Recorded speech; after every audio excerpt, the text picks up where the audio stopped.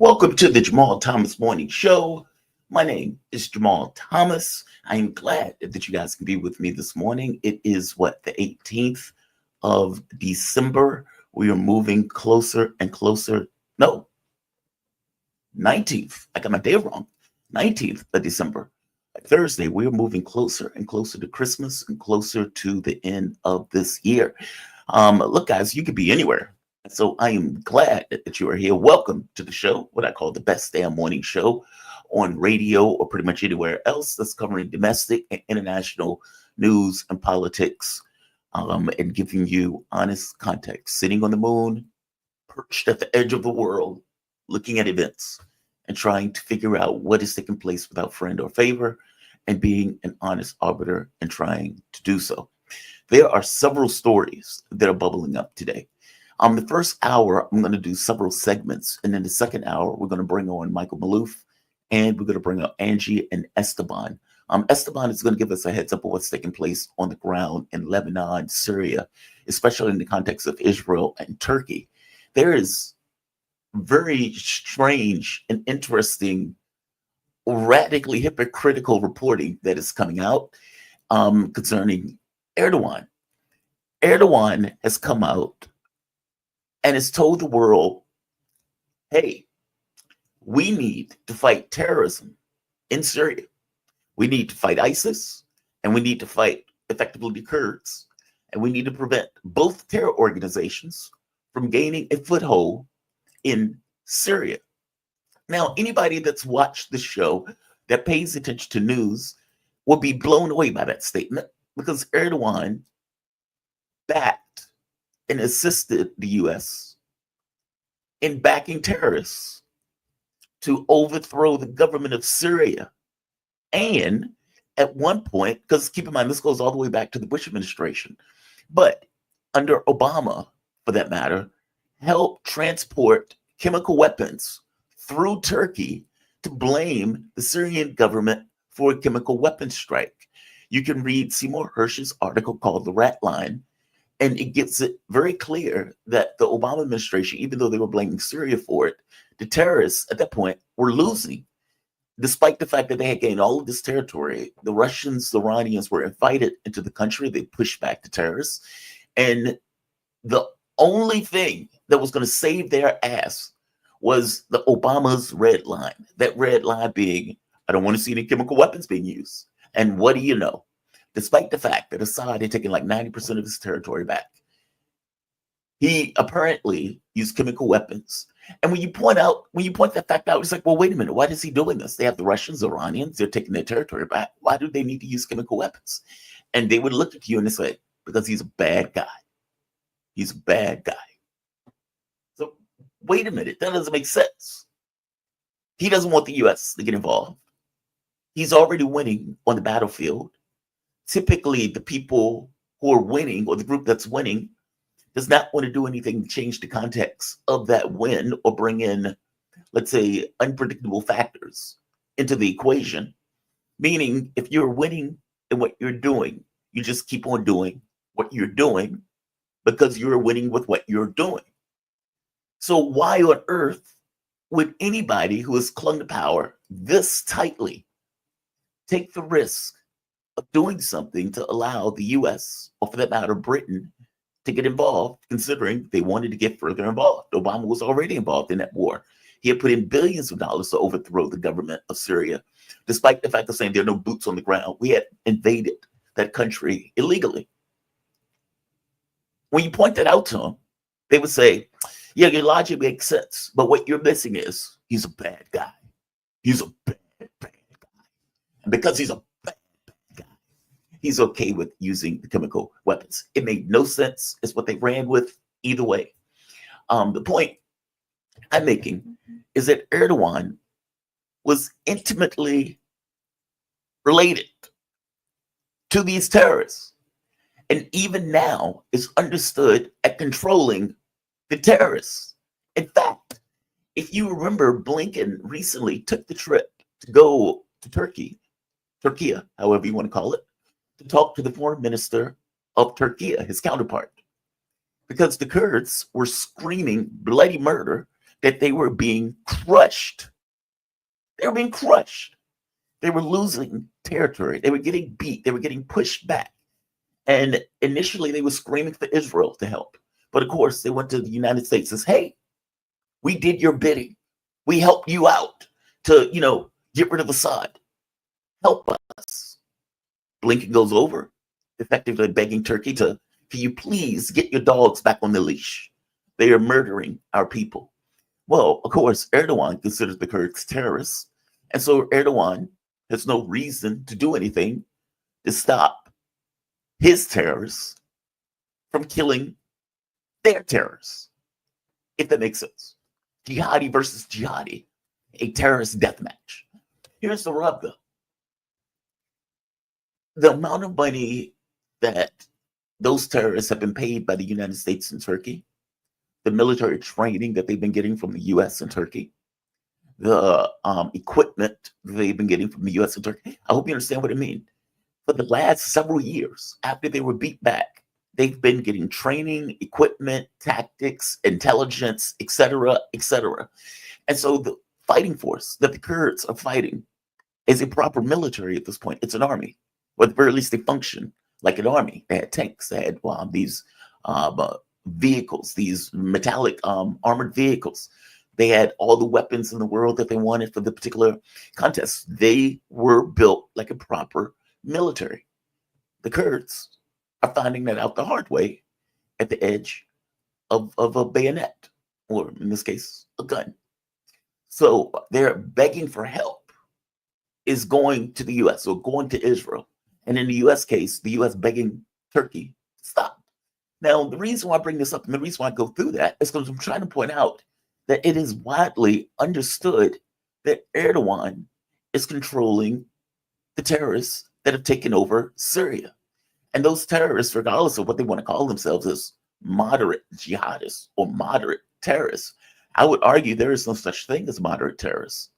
And if you look at the implementation of Sharia law, if you look at the killing of minorities once they took over, or the expulsion of many of the minority communities, it makes it clear that they are still what they are.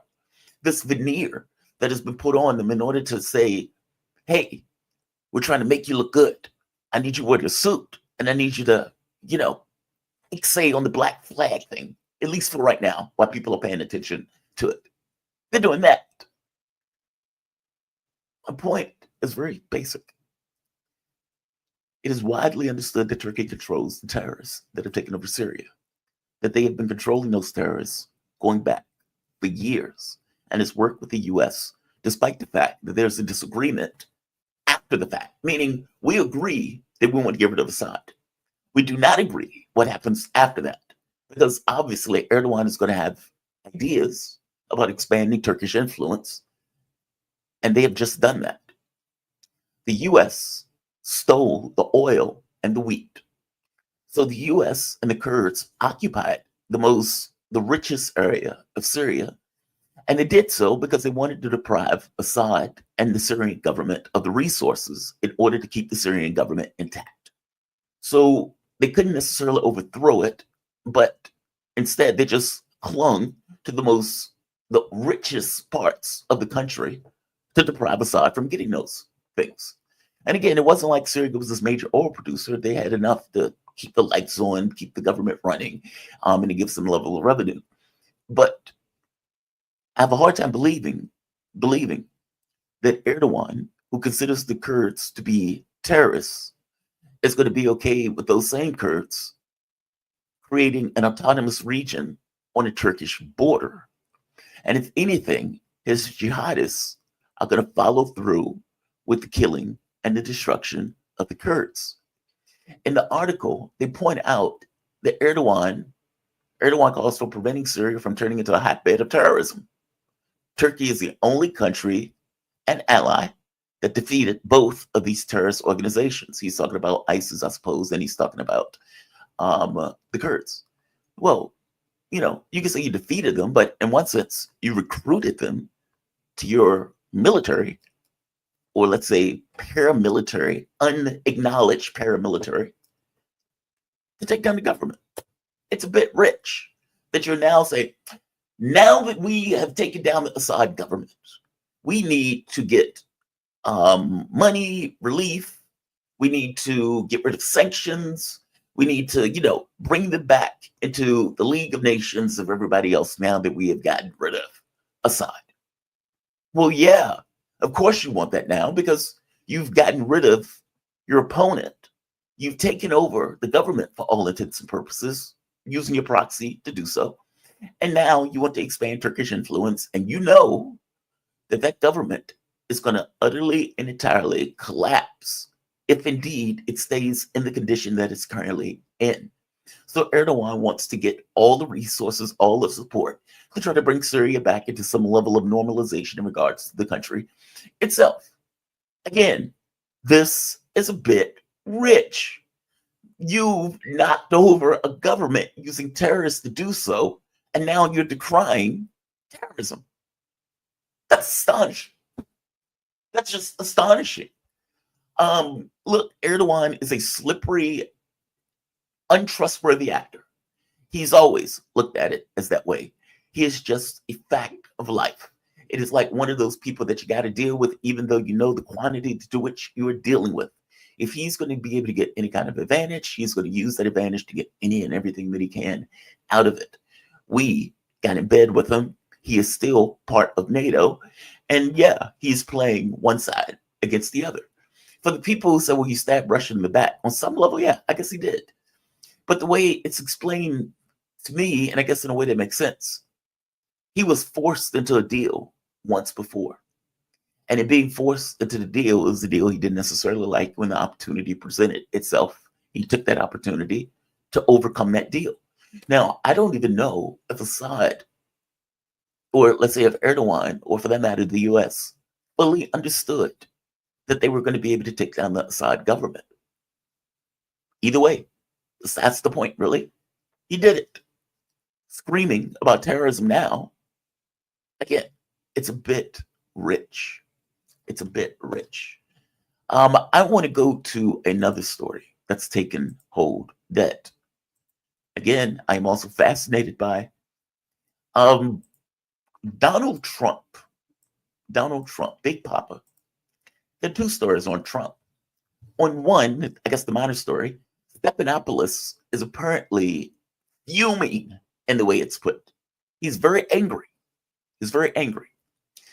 If you remember, Stephanopoulos went on the show and effectively said that Donald Trump raped, what's her name? Her name will come to me in a moment. Now, Trump didn't rape anybody. At worst, they said it was sexual assault. So Trump took Stephanopoulos to court, beat Stephanopoulos in court, in which case NBC, Stephanopoulos, had to pay Donald Trump $15 million. And even worse for Stephanopoulos, has to give him an apology. I'm sorry for saying you raped this person. So not only does Stephanopoulos have to deal with the indignity of Trump winning the election, the indignity of the lawsuits being shoved away, meaning brushed to the side.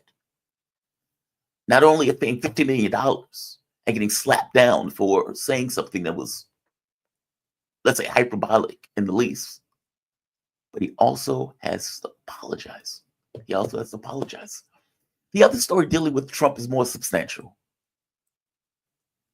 This one, there right now is a debt ceiling fight taking place in Congress.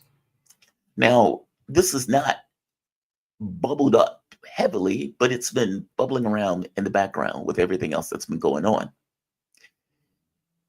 In this fight to avoid a shutdown, they initially had a deal. And it was a last minute deal, despite the fact that Johnson was working hard to try to get this deal over the finish line. At the last minute, Trump, Elon Musk, come out the woodwork and try to kill the deal. They're doing any and everything in their power to kill the deal. Now, there were several parts to this, but basically, Elon Musk was saying there's pork in the bill, saying the bill shouldn't be passed, that it should be a better offer right here. The joint statement by Trump and Vance left Republican leaders scrambling to come up with a new, scrambling to come up with a new plan in the House where Trump wields significant influence. A top GOP lawmaker said that the bill text, released just a day earlier, had been scrapped. The bill would have kept the government open until March 14th. A shutdown will occur at 12:01 a.m. Saturday without action from Congress. There is currently no fallback plan. That's where we are. The White House apparently is pissed off over this. And let's see. Yeah, Republicans are playing politics with right here. Republicans need to stop playing politics with a bipartisan agreement, or they will hurt working Americans and create instability in the country. This was a statement from the White House press secretary, Karine Jean-Pierre. This is President-elect Donald Trump and Vice President Vance ordered Republicans to shut down the government, and they're threatening to do just that while undermining communities recovering from disasters, farmers, ranchers, and community health centers. Yeah, I don't think that statement is going to touch or do anything. Big Papa has effectively killed the bill. The bill will stay killed unless they come up with something else. Now, the continuing resolution, like I said, was only going towards March. The idea being Trump gets in and the president gets to work with the new Congress to come up with whatever they're going to do in regards to their priorities. I don't see the big deal with something that's going for 3 months, but apparently there were things in that bill that was going to adversely affect Donald Trump in his term. Not to mention, they were taking issue with some of the foreign payments, some of the money going into certain areas they didn't necessarily want the money to go to. So we are on pace for a government shutdown, 12:01 Saturday, unless the House of Representatives can come up with something different that apparently Donald Trump, who's not even president yet, is okay with. That's where we are. That's where we are. Trump is wielding power and is not even in government yet. Just astonishing. The first I heard about this was from Elon Musk. Elon Musk flipped out and put a message on Twitter. And from the message on Twitter, there was this cascading effect where Trump gets involved, JD Vance gets involved, the other Republicans gets involved. And at that point, it fell apart completely.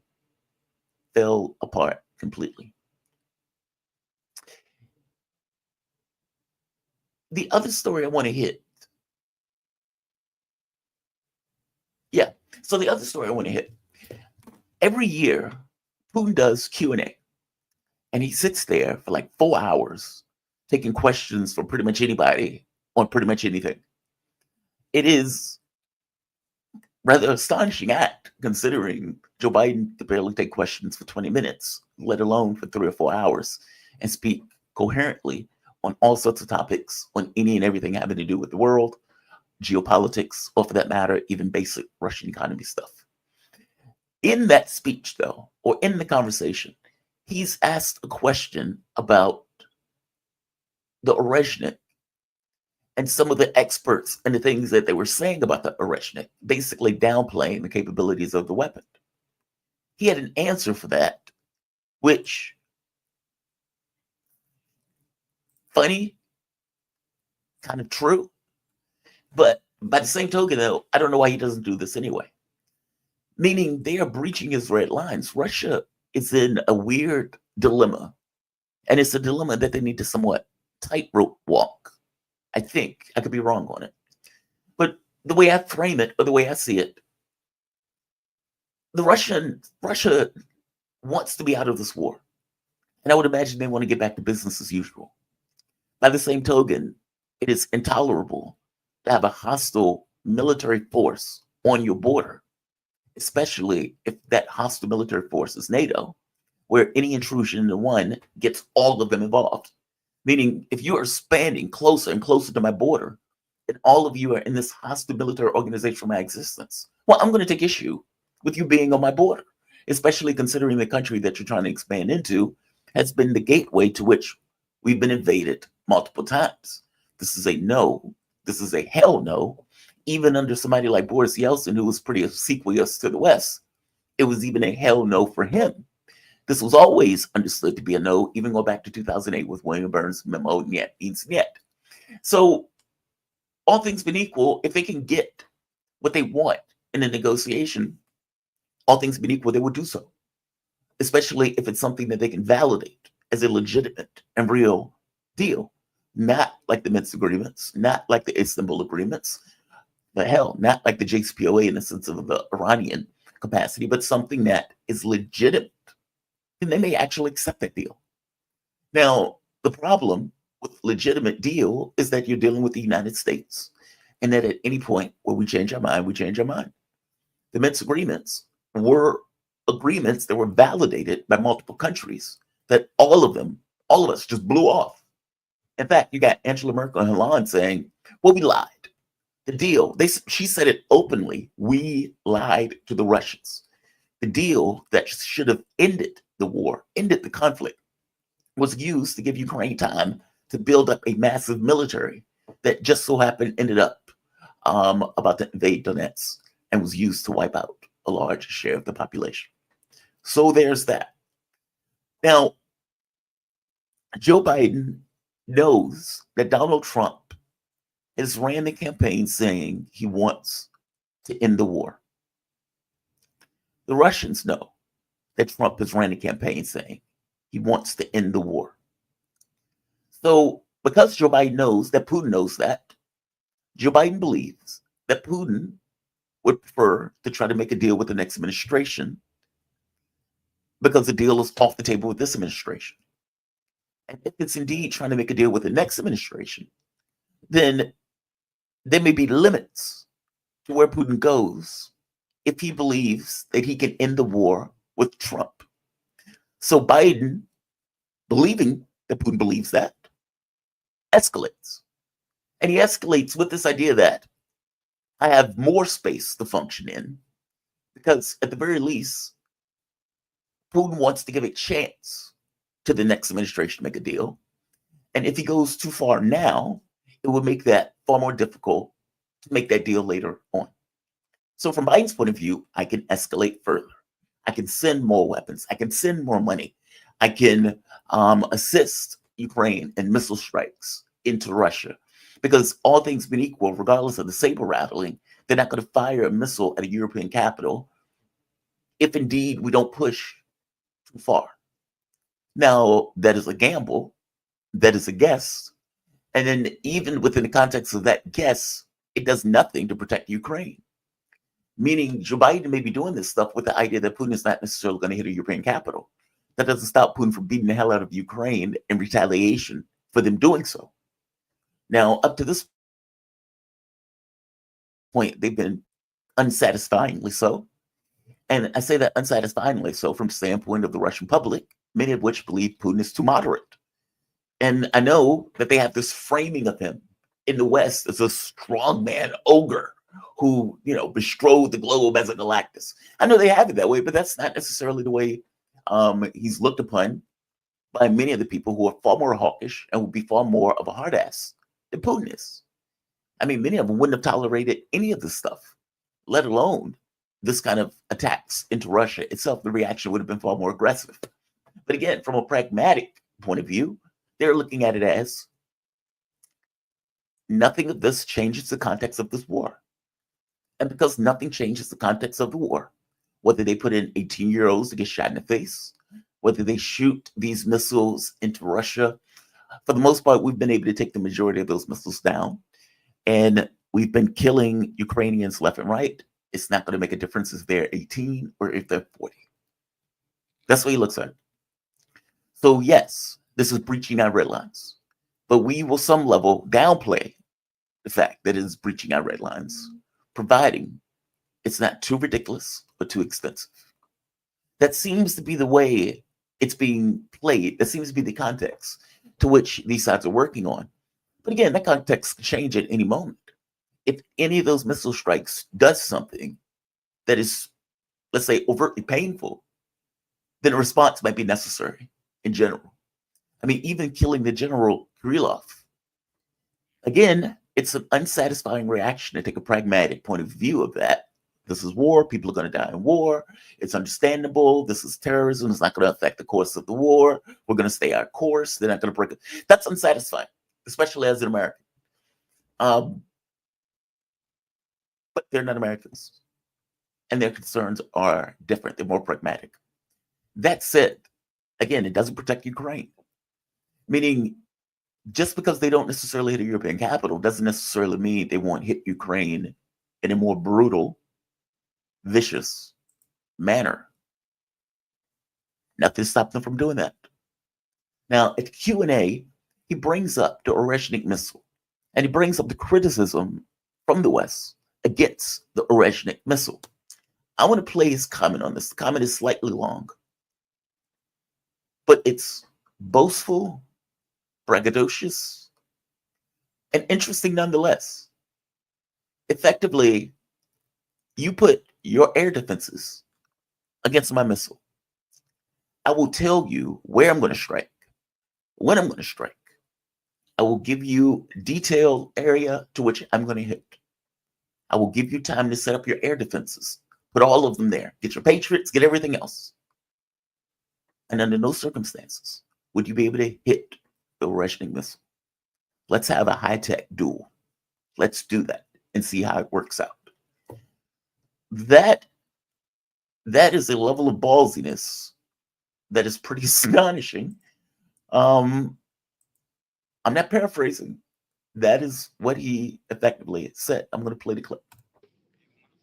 THAD is basically an anti-missile system, and for many years before we had been asking the Americans not to deploy those systems, otherwise we would have to find systems that would allow us to penetrate those systems. You know, we had to come up with the Vanguard system, which is kind of a cruise missile which follows the landscape without going too high.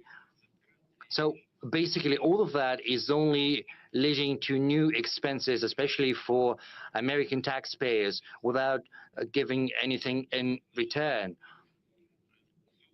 That said, this system has been developed and deployed. There are 2 positions in Romania and in Poland, and there are 24 anti-missiles deployed there.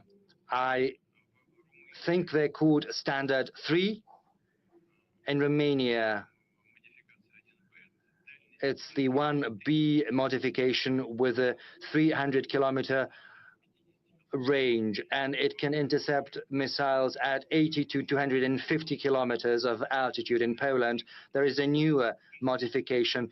It can intercept as far as 1,000 kilometers and at the altitude of up to 500 kilometers, whereas Oreshnik is an intermediate range missile, and it's 1,000 up to 5,500 kilometers. That's the range of Oreshnik.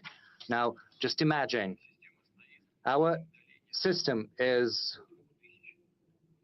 deployed 2,000 kilometers away. Even if the anti-missile is deployed in Poland, it's not going to be able to intercept.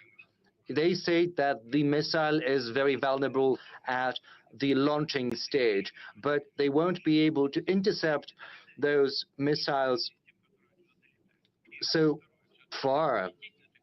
Moreover, the launching sites are protected.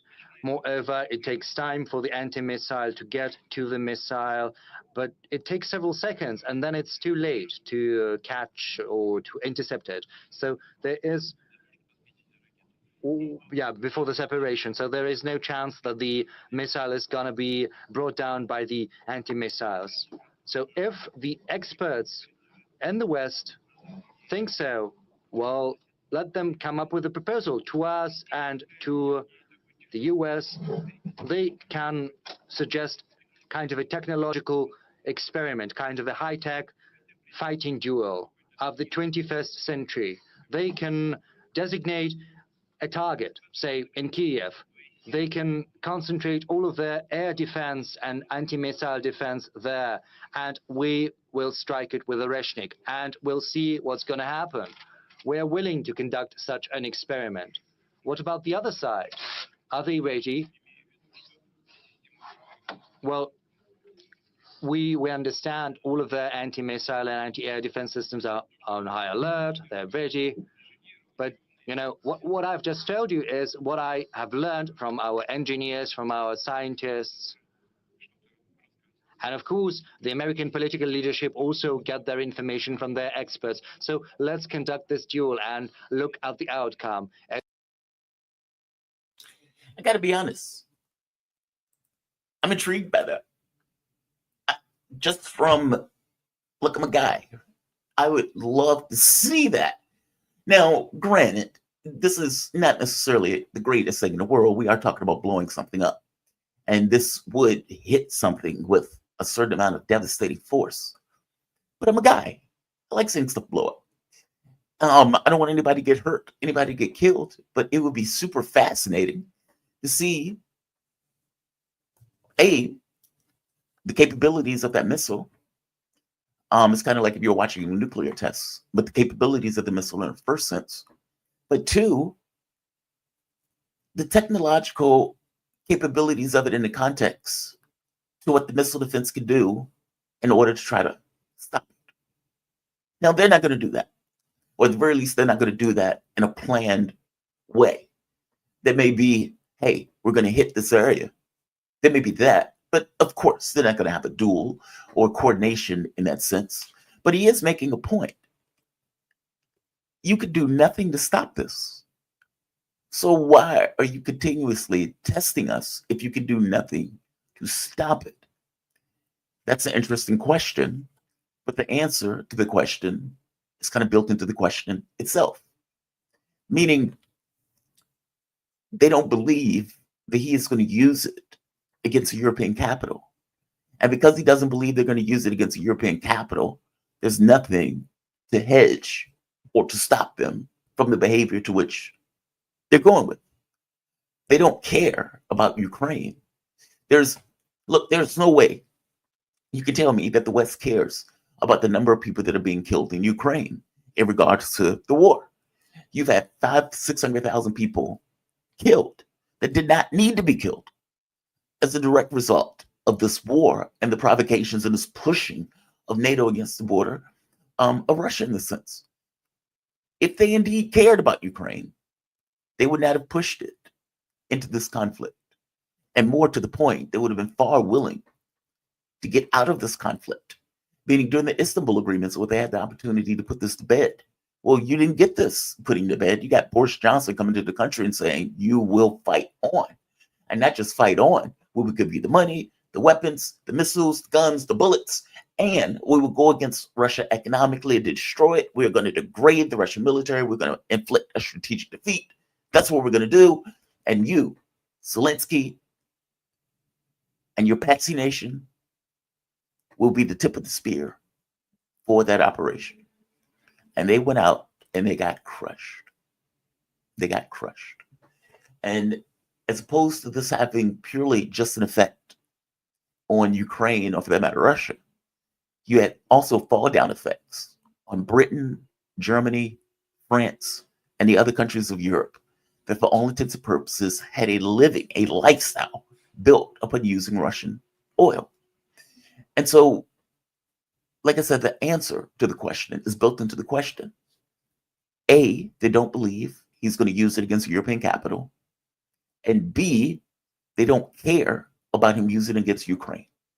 Meaning you can blow the hell out of Kiev, you can blow the hell out of any other place in Ukraine. As long as it's not us, we don't care. and we are still going to stick it to the Russians with missile strikes inside of Russia.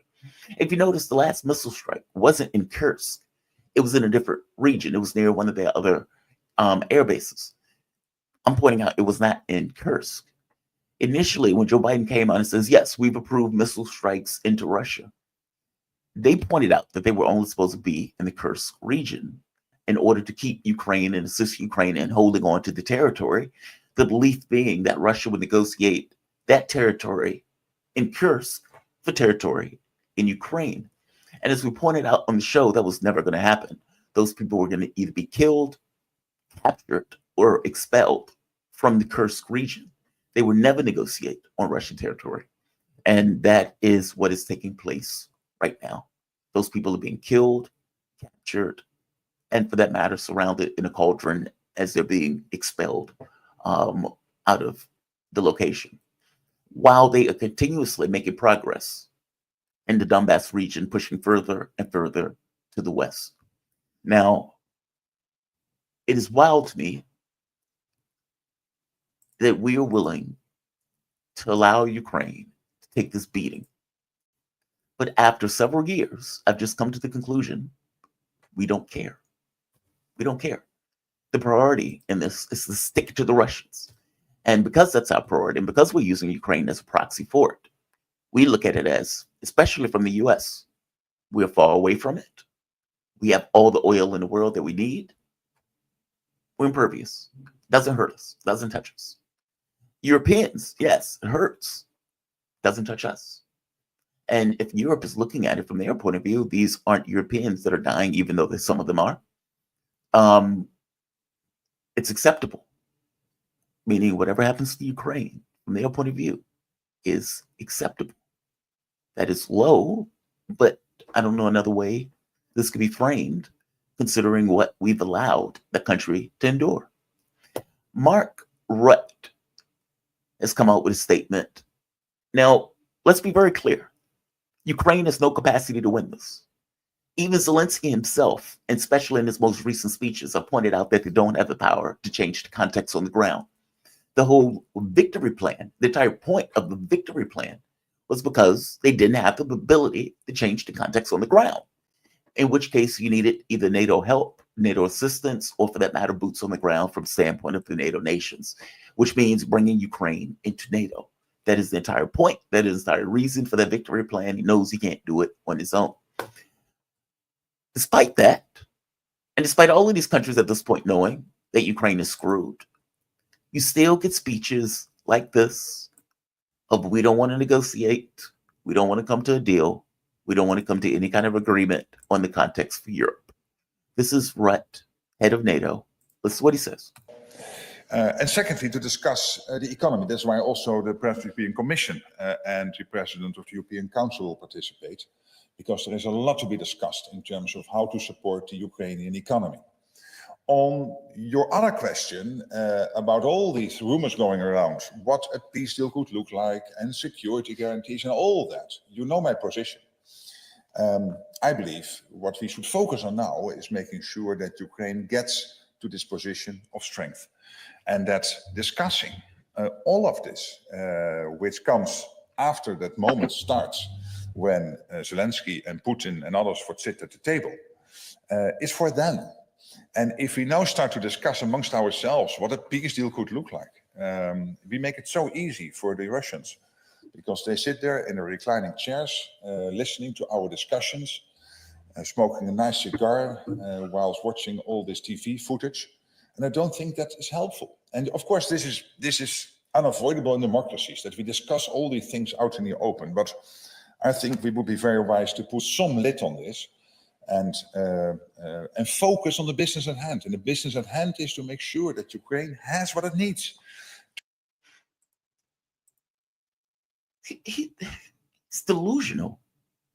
Like, when you hear people like John Mearsheimer and they call him realist, basically the realist view of politics, this is how people engage in real life. This is how countries act. Countries do what is in their best interest under normal circumstances.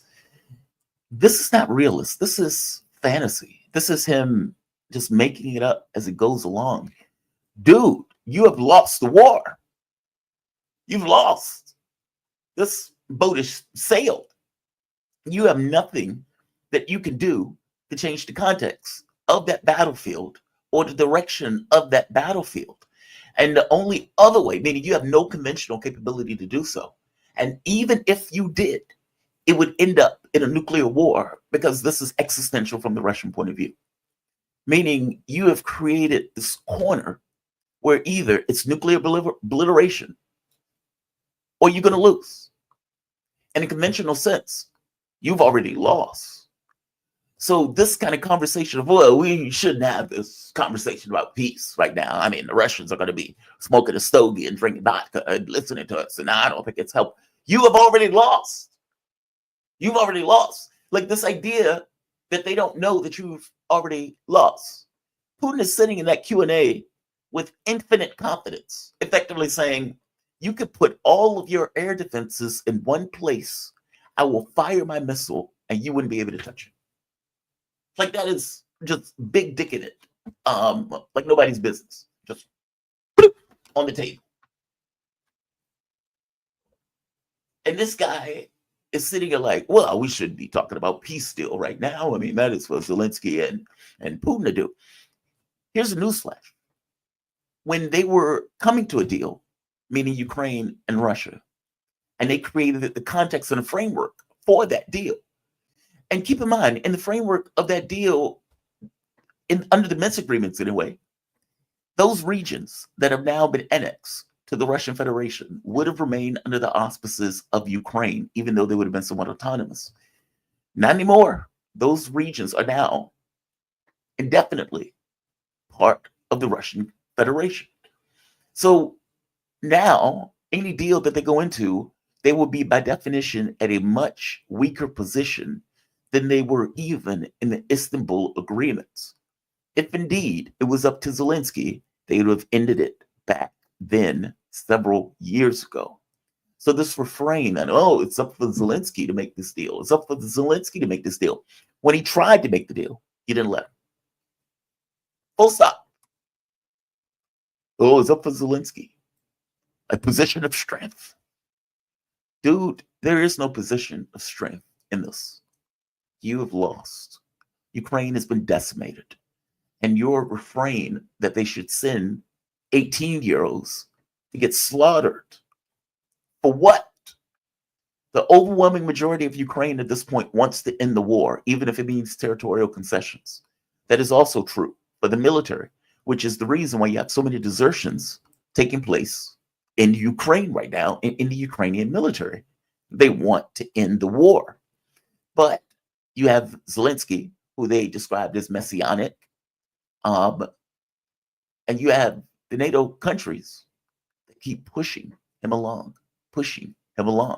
And he keeps begging for more weapons, begging for more support, despite the fact that none of those things are changing anything. It's just getting more and more people killed. They don't care about Ukraine. They don't. All of this stuff is indicative of them not caring at all about Ukraine. I want to go to another issue. Georgia. I want to talk about Georgia. I've been fascinated by what has taken place in Georgia. It's evident to me running the stories. A European nation is being overthrown in a style similar to the Maidan coup in Ukraine. And it seems that Europe, feeling itself, that they were able to, Europe and the US, overthrow a government, have decided, hey, this is a good playbook. We can do this again. We can repeat this process. In which case, they've tried to use Georgia as a way for doing so. Now, the Georgian government, the Georgian population chose a Georgian government that is resistant against being dragged into the conflict with Russia. They're nationalists. Nationalists, all things being equal, are trying to look out for the best interests of the country itself, meaning my interest is this country. Full stop. We see what happened to Ukraine. We are not going to be another Ukraine. Now, the French-born president of Georgia, I have no idea while countries would allow foreign citizens or people with foreign allegiances to be any part of the government, but whatever, they did. The French-born president of Georgia has been working and conspiring with the EU to overthrow the Georgian government. It is outrageous. It is astonishing. She has said, I'm not leaving even when I'm voted out. She was voted out. And she has been making speeches and she has been working with opposition to create these violent protests to overthrow the government. These protests have been taking place in waves over the course of the month. And when the people were arrested, a third of the people were not even Georgian. They were from outside of the country. So once again, Europe has cobbled its forces together to try to work and overthrow the Georgian government. All right. Georgia and the prime minister knows this and has pointed out this will not be another Maidan, meaning you're not going to do what you did to Ukraine to us. We're not collapsing in that way. We're not allowing you to set up these checkpoints or these posts. We're not allowing you to aggregate your forces in a particular area so you can state we're not doing any of that. We will have a show of force. And Georgia has been preventing these protests from getting to the point that they were in Ukraine where they could get to the force of toppling the government. Again, they don't have popular support, meaning the protesters. They're a group from Europe and elements of the opposition that have cobbled themselves together, knowing that they have the backing of the European Union and the backing of the US against Georgia as a country itself and as a political entity itself, and has used that with the prime minister or with the president being this kind of point of intersection of trying to overthrow the government. So she was given a speech to the European Union. Now, there are 2 points to this. One, in pushing back against the protesters, the argument from Europe and the US has been, well, these people have been perfectly peaceful. They're holding lilies when they're protesting. Okay, this is nonsense, first and foremost. 2, the US has passed sanctions on Georgia. Again, same playbook as Ukraine. We're going to put in tariffs to try to overthrow the government. When the government responds to put down the protests, the violent protests, we're going to say, well, the protesters were completely peaceful. And because they were peaceful, this is repression. And now we're going to pass sanctions on the government that is putting down a violent protest. This was the playbook in Ukraine. This is the playbook here. The US passed sanctions. The EU tried to pass sanctions. Orban and Fico from Slovakia, Hungary and Slovakia, gets involved to prevent the EU from passing sanctions against the Georgian government, seeing full well what they're doing and trying to overthrow this government, knowing full well it could be them, Fico, who was shot, probably believing that him being in his political position has something to do with him being shot. Orban, knowing the opposition he's been getting, especially in trying to end this war, they intervene to prevent the sanctions from going through from the European Union side. Salome goes to the EU, who she is representing. She's not representing Georgia, considering she lost the race. She goes to the EU and says this. This is treason. There's not another word for it. Maybe you want to call it an insurrection, whatever you want to call it. It is treason. The president is literally working against the government of the country itself, working with a foreign actor to overthrow the voted, legitimate government of the country. It is outrageous. It is also about you. It is about Europe. First of all, it's about Europe's credibility. A country that just received candidate status, Europe cannot afford to let that country trample all democratic rules and norms after having rejected or ignored all of European Union's 12 and 9 recommendations.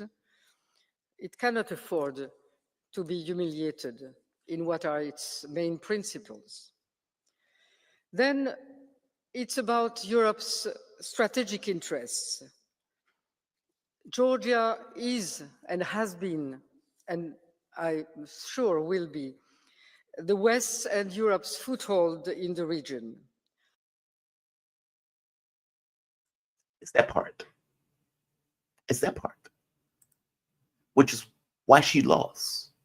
Or for that matter, why the opposition party lost. Georgia is not looking for itself to be Europe's foothold in the region, nor is it looking for itself to be a second front against Russia, which is what that means. Well, yeah, we wanted to be a foothold in the region. If you remember in the memo, net means net, there were two countries that were stated in that William Burns pointed out that Russia would not allow to be in NATO. Ukraine was one, Georgia was the other. Now, if you are Georgian and you're saying to yourself, Jesus, Ukraine is getting a mud hole stumped in it, it's a dying country, is it a rational act to say, I don't want Europe to use us in that way? Yes, it is. It's a rational act. There's a reason why Germany and the government in Germany collapsed. It is a reason why Scholz is going to lose the next election. It's a reason why the French government collapsed. I'm pointing out that these governments are collapsing because of the policies that these governments are taking that seems to be more oriented towards war and Europe against the interests of the individual countries themselves. It is outrageous. When you get Rutt, the same goofball that was out there talking before about Ukraine, not coming to any deal or not having this conversation about some kind of peace negotiation to end all of this, the new security architecture of Europe. Initially, I think it was last week, he came out saying Europe needs to cut its standards of living in order to put more money into war, because this will ensure the European way of life. So eliminating services and putting that money into military for war is supposed to ensure the European way of life. Outrageous. Outrageous. The things that these people say. It's no wonder why Europe and the politics of Europe is shifting. It's shifting because people seem to be understanding what these idiots are doing and why these vassals are not necessarily looking out for the best interests of the countries to which they are supposed to be presiding over. It is astonishing. They have somewhere come to this conclusion that unless you are within the orthodoxy of the US-European war-fighting point of view, then you can be overthrown. That somehow that orthodoxy is democracy, as opposed to individual states having sovereign rights or sovereignty over their own affairs and their own political, or for that matter, foreign policy objectives. She's committing treason. She's committing treason. Call it what it is. The other story, CNN. So as you remember, Clarissa Ward went into a prison, stumbled upon an inmate that was supposedly still in the prison, just laying there under a blanket. The guard shoots the lock. The prisoner doesn't move, despite the fact that the lock is a few feet away from his head. He wakes up shocked. You're freeing me? Yes, you're free. Run away, sir. You're free as a bird. Now, this was supposed to show how the new freedom is taking hold in Syria. And this is one of the puff pieces that CNN was running on this issue. Now, this show, Jamal Thomas Morning Show, immediately called BS on that. I had Garland with me, and we were picking that video apart. Garland pointed out, this is not a movie, nobody shoots a lock like that. The prison had been open for almost a week before she even got there. The guy didn't move when the lock was shot. Why is he still in the prison a week after everybody has been left out of the prison? He said that he hadn't seen the sunlight in months, despite the fact that he was only there for a month, and there were windows in the cell. All of these things were problematic parts of the story. All of it was problematic. Clarissa Ward, however, insisted that this was true and honest and that it wasn't staged. Well, fact checking on Twitter pointed out this is staged.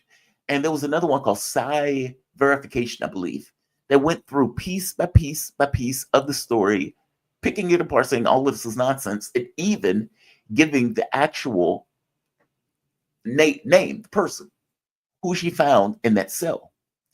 The person in the cell ended up being one of Assad's,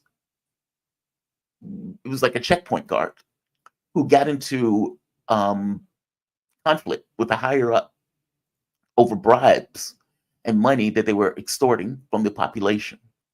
He gets thrown in prison for a month.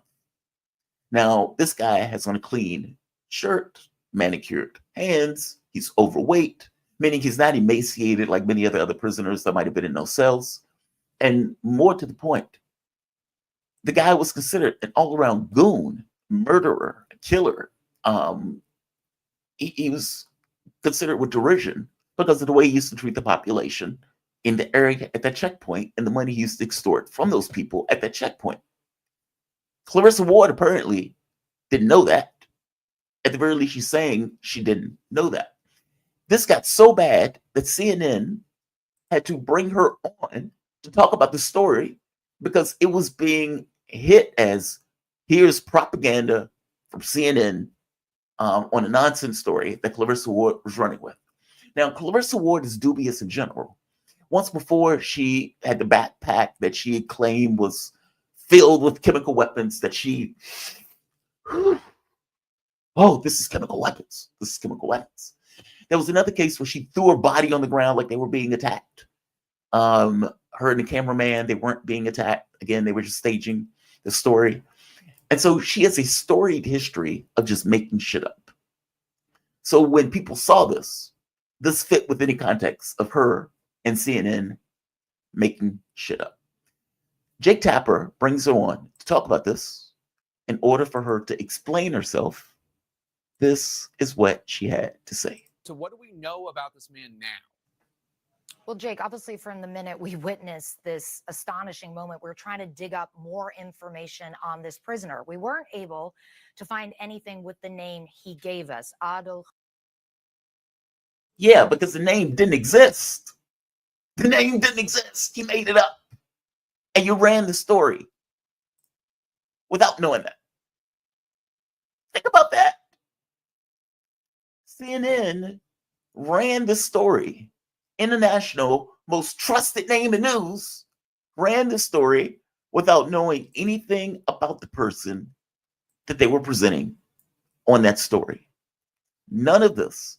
Like, if you take her at her word, that none of this was a stage, none of this was made up. If you purely take her at her word, which I don't, by the way, because it's so ludicrous. At no point did her newswoman instincts give her a hint that this didn't smell right. He's using a gun to open a prison. He says he's never seen the sunlight, and yet there are windows in his jail cell. He says that he's been in here for months, but the other prisoners have been in here for months are like toothpicks, and this guy is chubby and overweight. He hasn't missed a meal at all. Like, meaning none of this stuff was weird or strange to her because she went into it with a very specific point in order to give propaganda for the regime that has taken power. She didn't care. She ran the story as if the story was true and if she understood something about the story and got it all completely wrong. It was made up. Meaning, even if I take you at your word, it's still bad. It's still bad. So what do we know about this man now? Well, Jake, obviously from the minute we witnessed this astonishing moment, we were trying to dig up more information on this prisoner. We weren't able to find anything with the name he gave us, Adil Khurbal. But in the days after our report aired, CNN started talking to people in the city of Homs who told us that his real name is, in fact, Salama Mohammed Salama. He is reportedly a lieutenant in the Air Force Intelligence Directorate. Nah, boo. Nope. Nope. Nope. Don't do that. Don't do that. Don't do that. You didn't start talking to people in the area of Homs. You got fact checked. You got fact checked. What I'm don't give me this. We continue to do our work and we continue to do research. And then why? Why did you decide to do additional research on this story? I mean, you gave the story. It was a prison break. You said you found the guy just so happened laying in prison that for whatever reason could hear a gunshot that went off by his ear.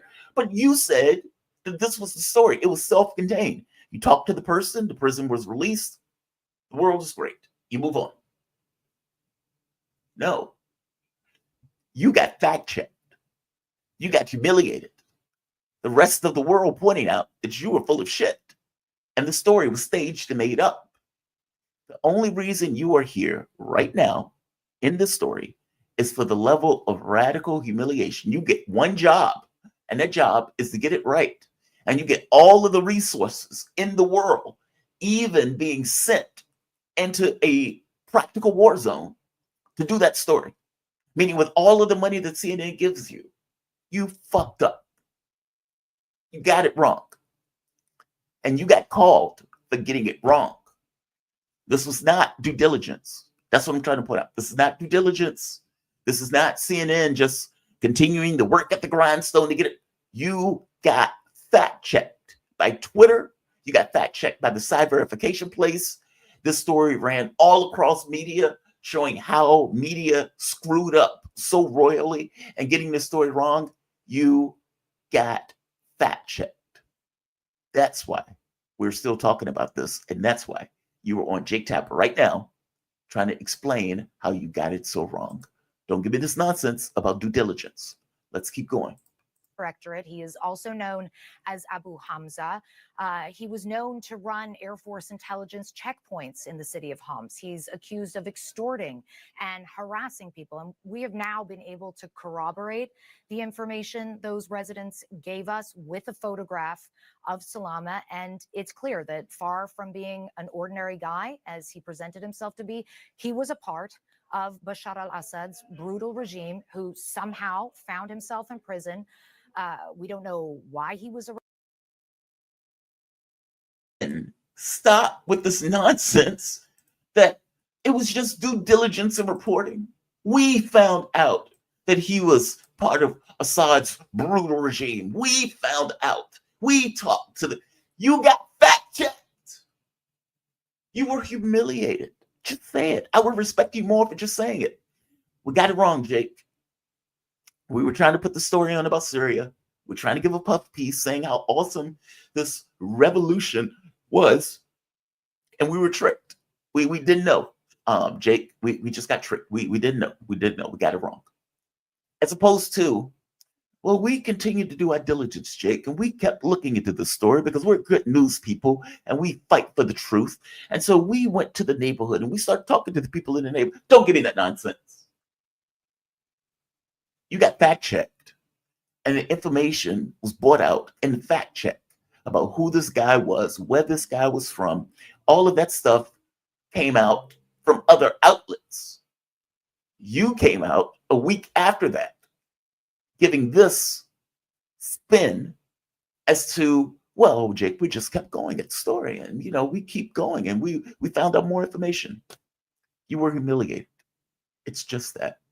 Otherwise, you wouldn't be talking about the story. The story will be in the dustbin of history, and you would have moved on to the next thing that you were staging. You got caught. It was sloppy. It was humiliating.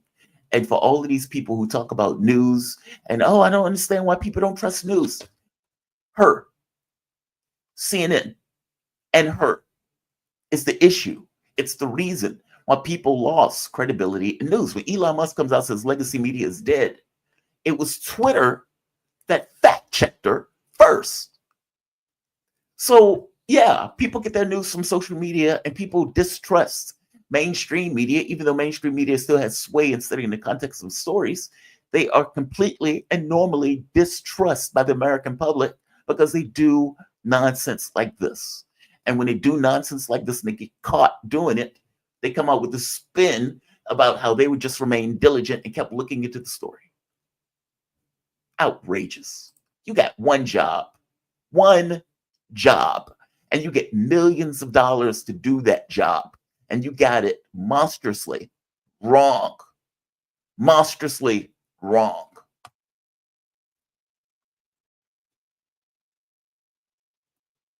We found him for 1 month because of some kind of a disagreement over profit sharing of extorted funds with a higher ranking officer. That lines up with what we've been told, but CNN cannot confirm that.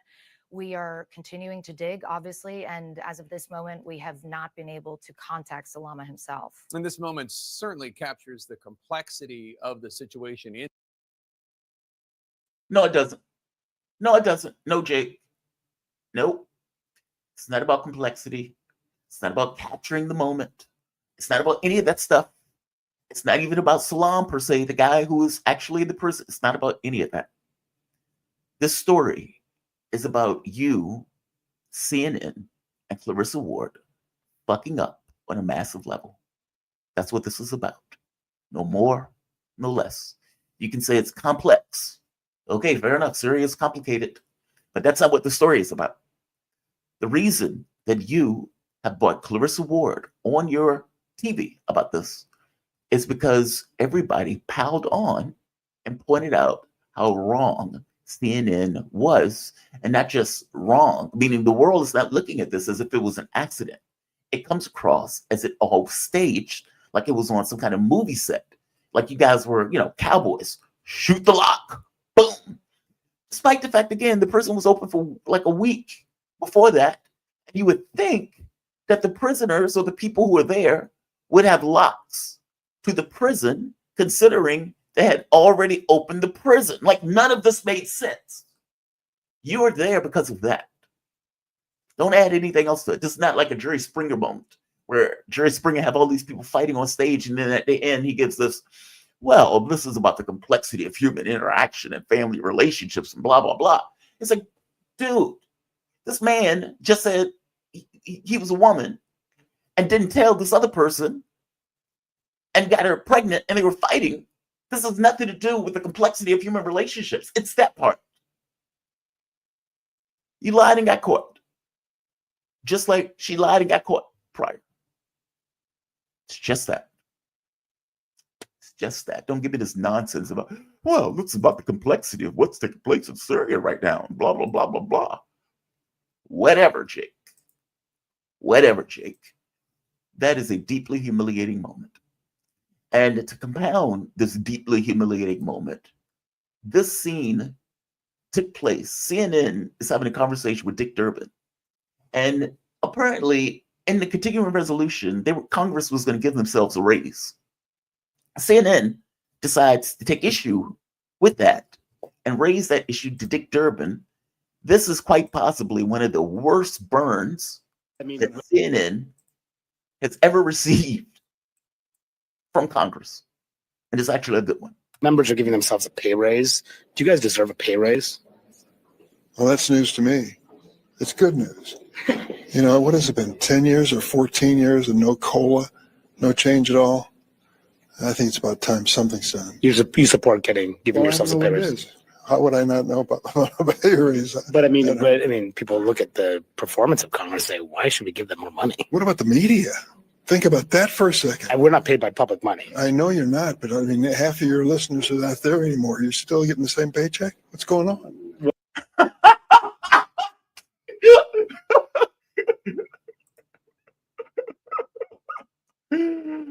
Oh, that is fantastic.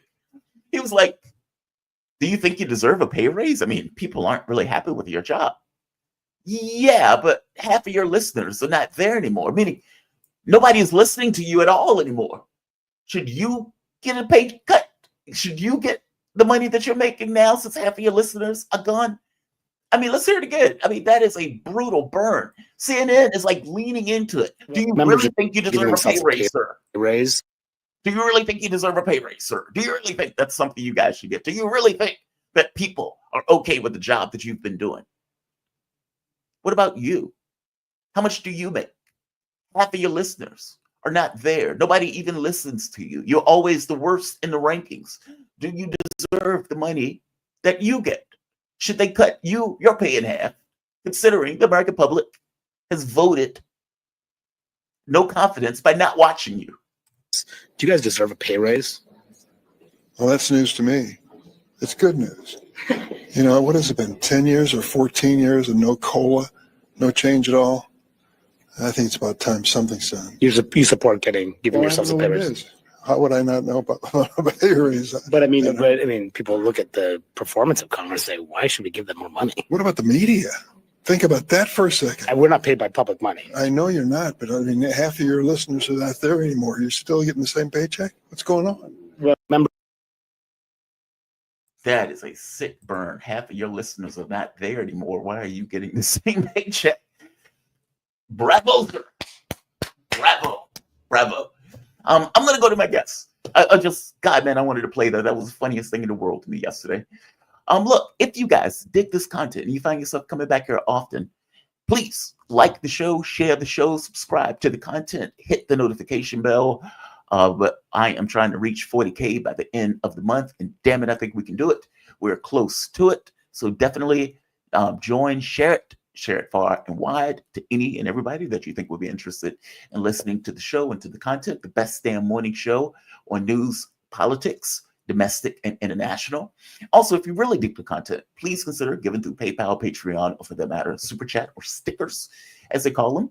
All stickers will be read, provided they're not racist, sexist, or bigoted. Even if you want to take the piss out of me, that is also fair game. But I want to go to my guests. We have the one and only Michael Maloof.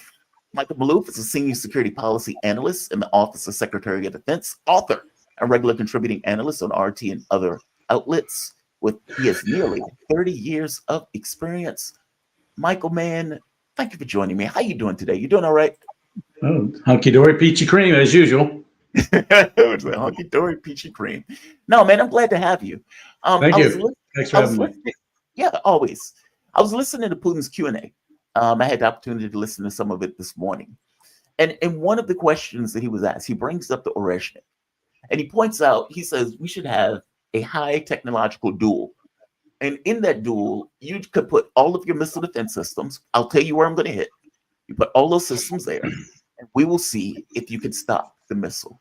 His point being, even if I tell you where I'm going to hit it, even if I give you time to put all your systems there, you will not be able to touch that missile.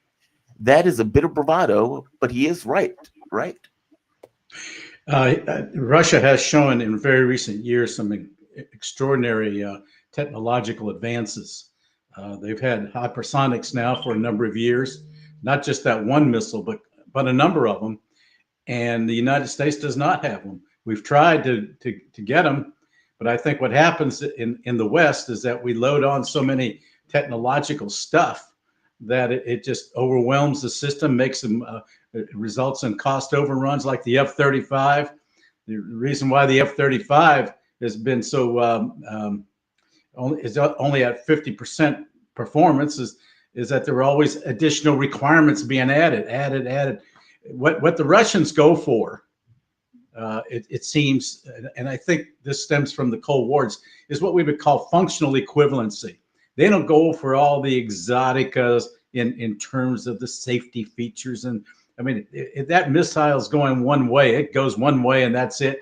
But they do an extraordinary job. It's got a ramjet effect, and being a hypersonic, it goes at minimum of Mach 5 to Mach 10, maybe Mach 12. And we have no defenses to it. We not only do not have a hypersonic offensive capability, we don't have a missile defense capability against hypersonics. And so the challenge, he's bolstering at the moment. I wouldn't bolster too much because eventually we catch up. But the Russians and the Chinese have developed hypersonics that are also maneuverable, unlike the ballistic missiles, which just go up and they come back down. You can't maneuver them. And the Chinese have demonstrated that. So both the Chinese and the Russians have gone ahead technologically in certain critical strategic areas that we have not. And that should be alarming to the U.S. I know the U.S. is poo-pooing the significance of the Oreshnik, which stands for hazelnut. He was asked, why do you call it the hazelnut? Well, he didn't know.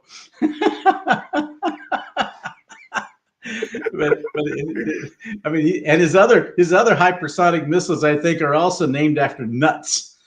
Are they? I think so. funny. Some very lame, names that are just everyday. Why doesn't he name one the butterfly or something like Right. that? Right. Yeah. They asked him. Oh no, but these are highly lethal. They're highly lethal. I mean, the Oreshnik has 6 to 8 missiles. They're all nuclear capable, even though they've been firing conventionally so far. They do have a nuclear capability, and when you have 6 to 8 nukes, tactical nukes in a warhead, that could be devastating. But he hasn't gone that far. Even though the missiles are said to be capable of that. And he's into production now. He's okayed production, so they do have a bevy of them. And I think that the next level of escalation will be a swarm of Oreshniks aimed at Ukrainian cities as a result of perhaps the killing of the general. Yeah. General Kirillov. Well, I guess there are two questions associated with that. I mean, the first I think is why, but the second. In fact, let me do the second one first. One of the questions that they asked them was whether or not the West got the message in regards to the usage of the Oreshnik. And I thought that was an interesting question. I mean, because the reality of it is, why don't you think the West has taken that threat with the severity that it deserves, or the severity that I think we think it deserves? Why do you think, for the most part, they have just continued what they've been doing and even escalating? I mean, the last missile attack didn't even take place in Kursk. It took place in Russia proper. I mean, in another part of Russia proper, not even in Kursk where they've been invaded. Why do you think they haven't given it the regard that, at the very least, I think it deserves? Well, the U.S. in particular, the West generally, does not want to acknowledge any technological superiority by the Russians. Historically, the West has always talked down to the Russians, even though the Russians have more nuclear warheads than we do. But be that as it may, they're not treated on an equal plane. There's arrogance. I think a lot of it is boastful pride, and I've seen in recent reports that the United States so-called experts have poo-pooed the significance of Oreshnik. The fact that we can't stop it, I think, should make our policymakers and our defense types take heed and figure out ways of trying to defend the United States. Right now, we wouldn't be able to stop it. So if you send a swarm of those, like 5, 6, 10 Oreshniks, you wouldn't be able to stop it. Our Aegis systems would not be able to stop it. It might stop one. It wouldn't even stop one because of the hypersonic capability of it. And also our Pershings would not be able to stop it. They're not designed to stop swarms anyway. So it's. And when you have one Oreshnik with 6 to 8, maybe more warheads, that can be devastating. As Putin has pointed out, the capability of each Oreshnik puts it up to a level just below a nuclear weapon. Yeah. So you get a nuclear weapon-like effect without the radiation. Yeah, that's terrifying. To put it mildly. I guess the reason I looked at it, I thought, or at least from my point of view, we don't really care about what happens to Ukraine. And I don't think that from the US point of view that they think that Russia would hit a European capital, especially under this idea that Trump may be taking over or Trump may be coming in and Trump may actually do some kind of deal. So from their point of view, well, yeah, we can do this because Russia is not going to escalate in a way outside of hitting Ukraine, meaning they may pound the hell out of Ukraine with swarms of Oreshnik missiles, but all things being equal, as long as the context of the battle doesn't change, they're not going to hit Europe. They're not going to hit London. They're not going to hit Poland. What do you think that's true, though? What are your thoughts? I think for now, Putin has been very measured in his escalation. He's receptive, and he said this morning, I believe, in that Q&A, that he is open to discussion with Trump. That if Trump, he says, if they can get together, they will have something to talk about, which I thought was a very calm, understated way of saying, man, there's a beginning but no end to this discussion. Right. But because there's so many issues, I think the challenge, I think there's a deeper meaning to the challenge, and I'll tell you what I think it is. I think it is Putin suggesting to the incoming Trump administration that, why don't you rethink your leaving the intermediate range ballistic missile treaty and maybe come back in and try to lessen the tensions in the world, and we'll draw back. And I think that would be a marked beginning of a de-escalation of tensions in the world. But as long as Europe is acting the way they are, continuing to funnel money they don't have into Ukraine, I think Putin is not going to be too sympathetic to the Europeans, but he might be willing to talk to the U.S. And as the U.S. goes, inevitably the Europeans will go. So I think he's sending another message. But it will be important to reestablish the intermediate range ballistic missile treaty between the United States and Russia. However, since that treaty was first established, other countries have come up with intermediate range missiles. And I think an appeal from Putin to countries that now have them, such as China, India, Pakistan, North Korea, Iran, countries that are favorably inclined to listen to Putin as opposed to the West, would be a major achievement toward de-escalating tensions in the world as a sign, because we've been escalating all along now. But if we're trying to give an impression in the world that the tide is turning, that there's going to be a sea change toward the better in the world, that would be a good beginning. And I think by rattling the Oreshnik or challenging my Oreshnik is better than all of your technology put together challenge, I think that is also the message of, hey, let's do something constructively. I hope that's the message. Maybe because I'm in a good mood, that was what I'm thinking. Is that what you came up with? It's like my mood is giving me this. Yeah, my mood tells me this. Look, from your mouth to God's ears, man. I would love for the world to become less hostile. I mean, I guess from my point of view, the world seems to be trying to transition into multipolarity. And multipolarity, it's not just multiple nations having spheres of influence, but the way we deal with each other being different. I'm not going to put unilateral sanctions on your country. I'm not going to overthrow your government. I'm not going to, that type of behavior. You're raising an interesting thing that I think multipolarity is now a reality. It's here. The one thing that the countries involved in the multipolar world, particularly those that want to join BRICS, still are very leery of Western secondary sanctions. Right. And with Trump on board, some of them are beginning to rethink a full-blown partnership with BRICS, or may be reluctant, let's say, to de-dollarize. So they may want to work in both camps. Now, the multipolar effect, as Putin pointed out, is not to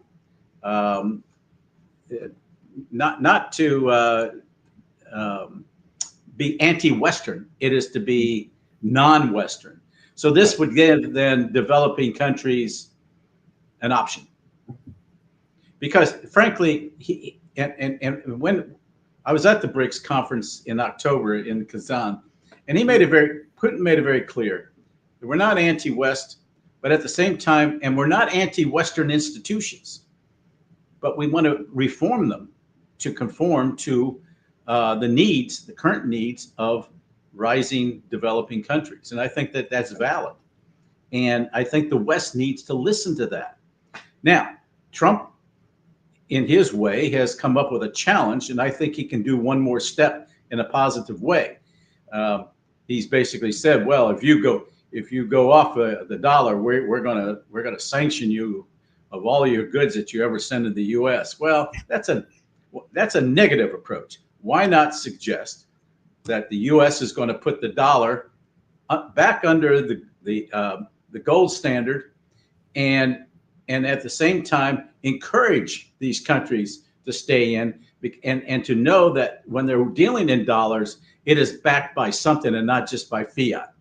And if you combine that with drill baby drill, you are building more tangibles to support your dollar. The dollar will remain, and Putin has acknowledged this, will remain the world currency for some time to come. It may diminish, but this goes back to Bretton Woods back in 49, something like that, in which the West agreed that the U.S. dollar would be the world currency, and it's pretty much stuck with that. Although you're beginning to see other countries slowly trade in their currencies, but they're all backed by something now, tangibles, oil, gas, gold, diamonds, even rice. So I think that these are important considerations in going forward that we need to acknowledge, rather than being confrontational with these countries. Let's bring them into the fold. This is where, rather than a glass that's half empty, let's make it half full and look in terms of our perspective and approach these countries like China has. They build infrastructure. That's right. We don't. We only do defense treaties, which is destructive, and it sets us apart from these other countries because they think we're always out to destroy them. That's the mindset of the North Koreans. Oh, you're doing military exercises down south. That means you want to go to war. That's the perception. We need to get away from that. No, I agree with you. I guess my thing is, with $6 trillion in debt, and we're packing on about $2 trillion each year, we don't have enough gold to even go on a gold standard at this point. That's why Nixon took us off. And I don't. Well, that's not entirely true. Go for it. There are gold holdings that we may have access to. It's just a question of having the right administration in office to reacquire that gold, to call in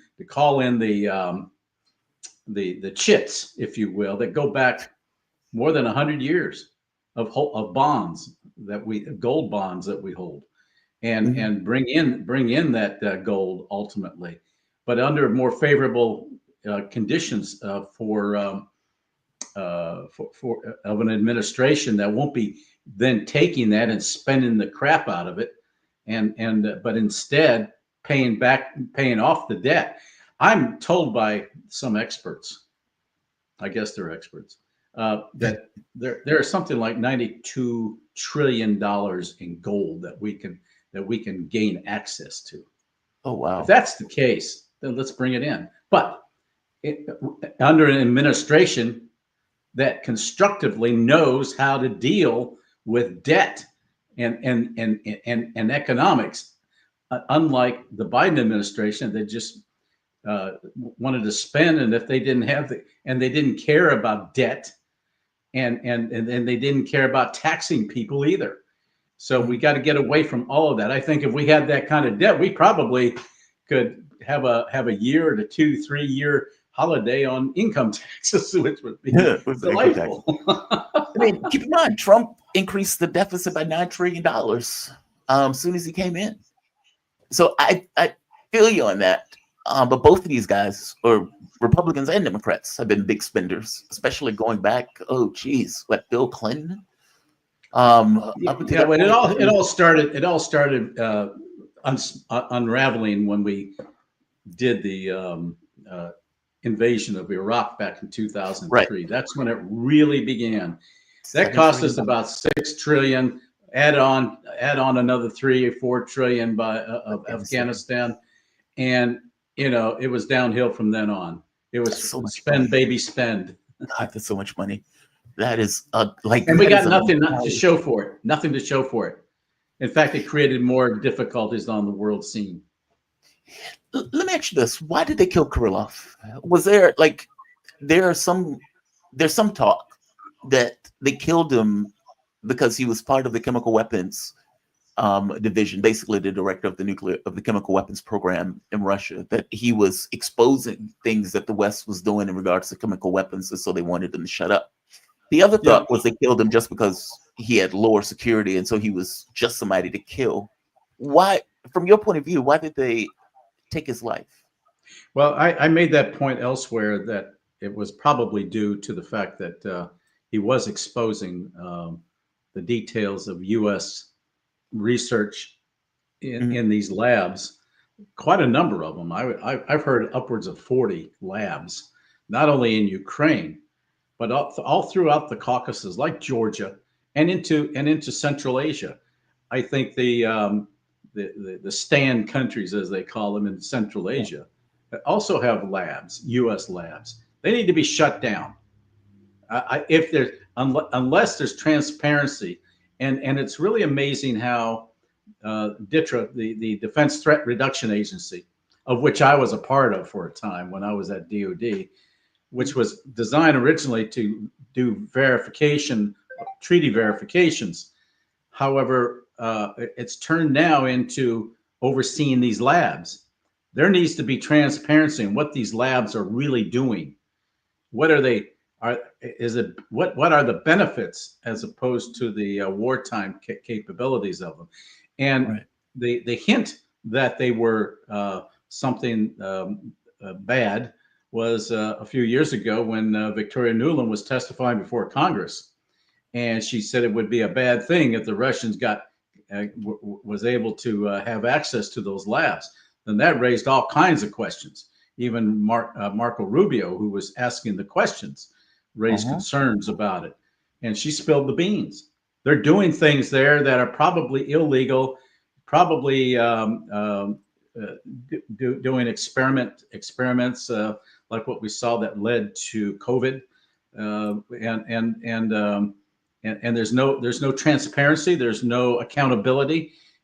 Congress asks for briefings on what these labs are doing, they get stonewalled.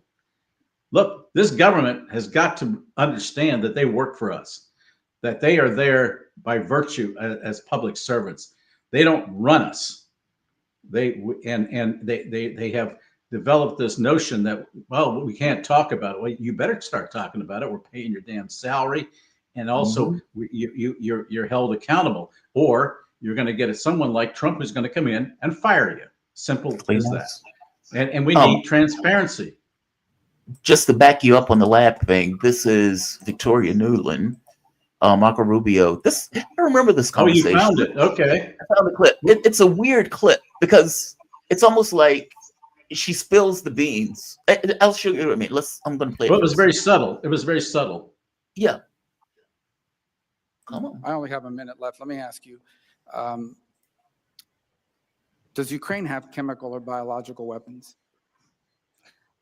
Ukraine has biological research facilities, which in fact we are now quite concerned Russian forces may be seeking to gain control of. So we are working with the Ukrainians on how they can prevent any of those research materials from falling into the hands of Russian forces should they approach. I'm sure you're aware that the Russian propaganda groups are already putting out there all kinds of information about how they've uncovered a plot by the Ukrainians to release biological weapons in the country and with NATO's coordination.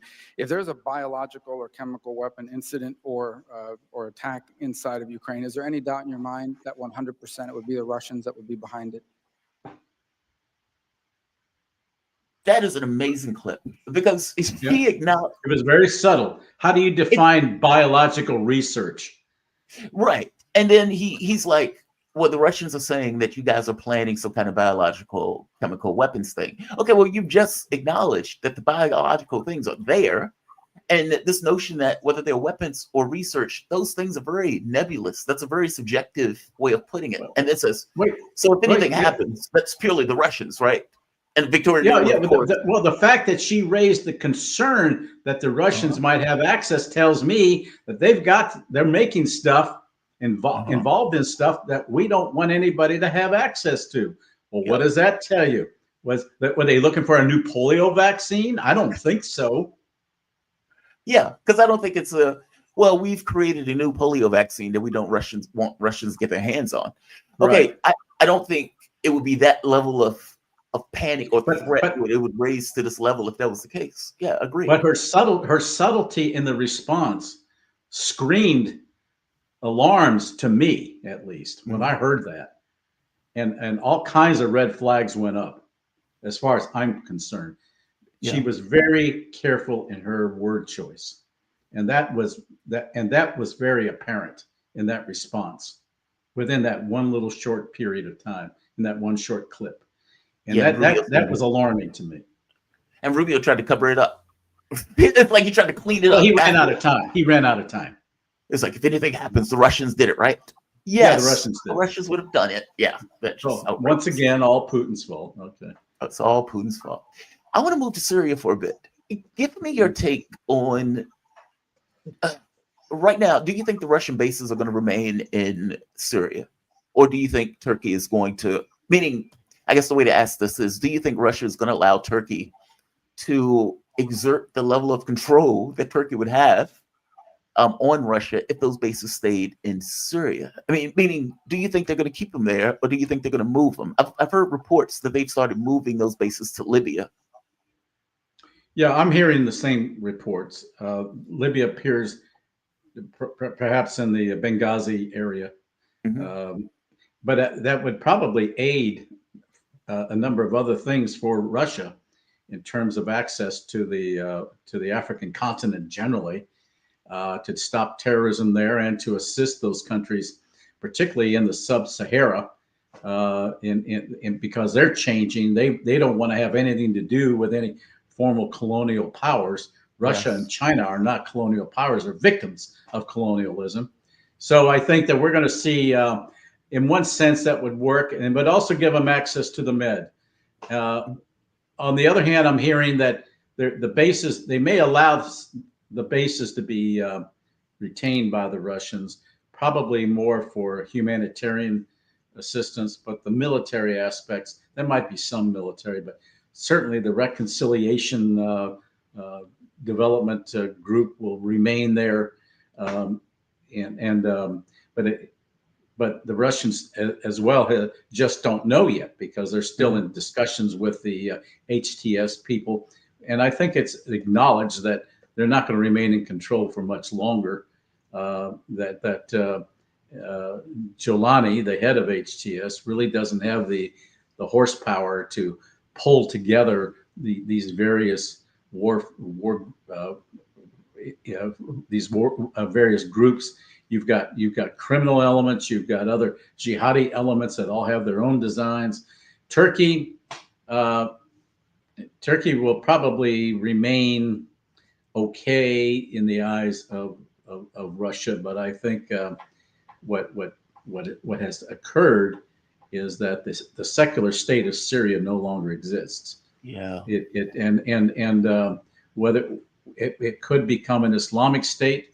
The Turks say, oh, no, that's not going to happen. Well, the Turks, frankly, don't have full control over these militant groups, these various militant groups. And I've heard that quite a number of them that want to splinter off. Plus, you got the Kurdish element that you got to deal with. So Syria, as we know it, no longer exists, or as we knew it, no longer exists. It's no longer secular. It's becoming more Islamic by the day. Jolani is requiring more Sharia treatment to the population, who are totally unaccustomed to it.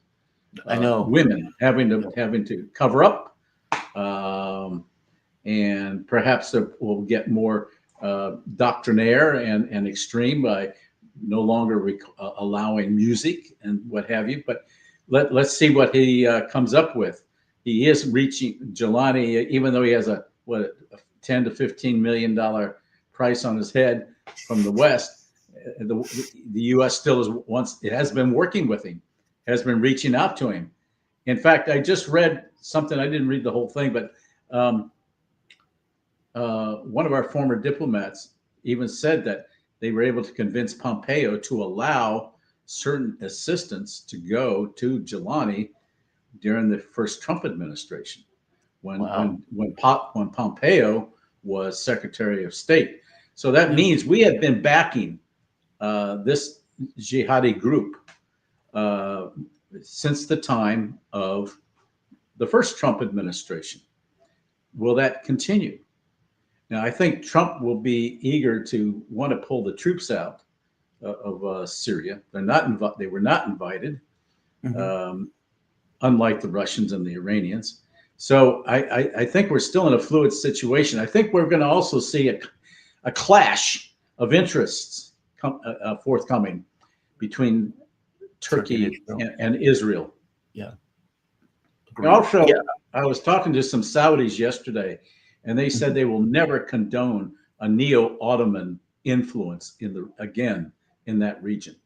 But that's what Erdogan is seeking to do.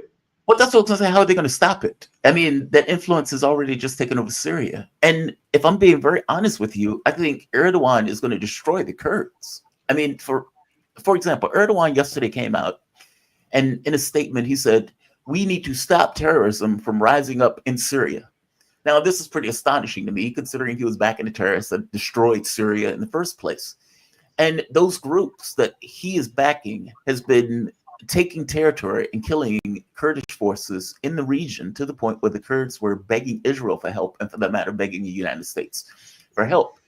Do you think Trump is going to make a deal to effectively sell them out for some kind of end with Erdogan? Like, meaning, right now they seem to be crushed between this kind of well-militarized jihadist group and Turkey on the other side, both of which being hell-bent on getting rid of them to take the most prosperous part of Syria, the oil and the wheat. So I have a hard time believing that Erdogan is going to allow it. What's your thoughts? I think inevitably the United States will sell out the Kurds. We never can keep our agreements on anything because of the larger strategic interest in wanting to maintain a relationship with Turkey. Turkey has the second largest military force in the entire region. So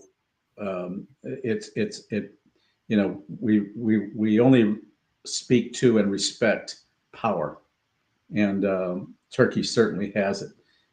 Their troops are fresh. They haven't been fighting all that much, so they're a force to be reckoned with in the region. I think they've been using the proxies, the HTSs, to affect their own security interests. They wanted to take out Assad. They were very effective in doing that. And now, even though Turkey is an Islamic state now, even though it has secular elements to it, but at the same time, by unleashing the HTS, they're bringing the extremism into Syria, and I don't know how they're going to limit that. Right.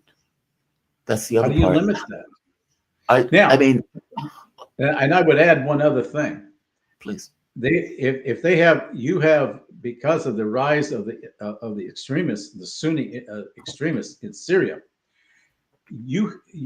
there's a possibility, and you see a lot of Syrians now also migrating over to Iraq.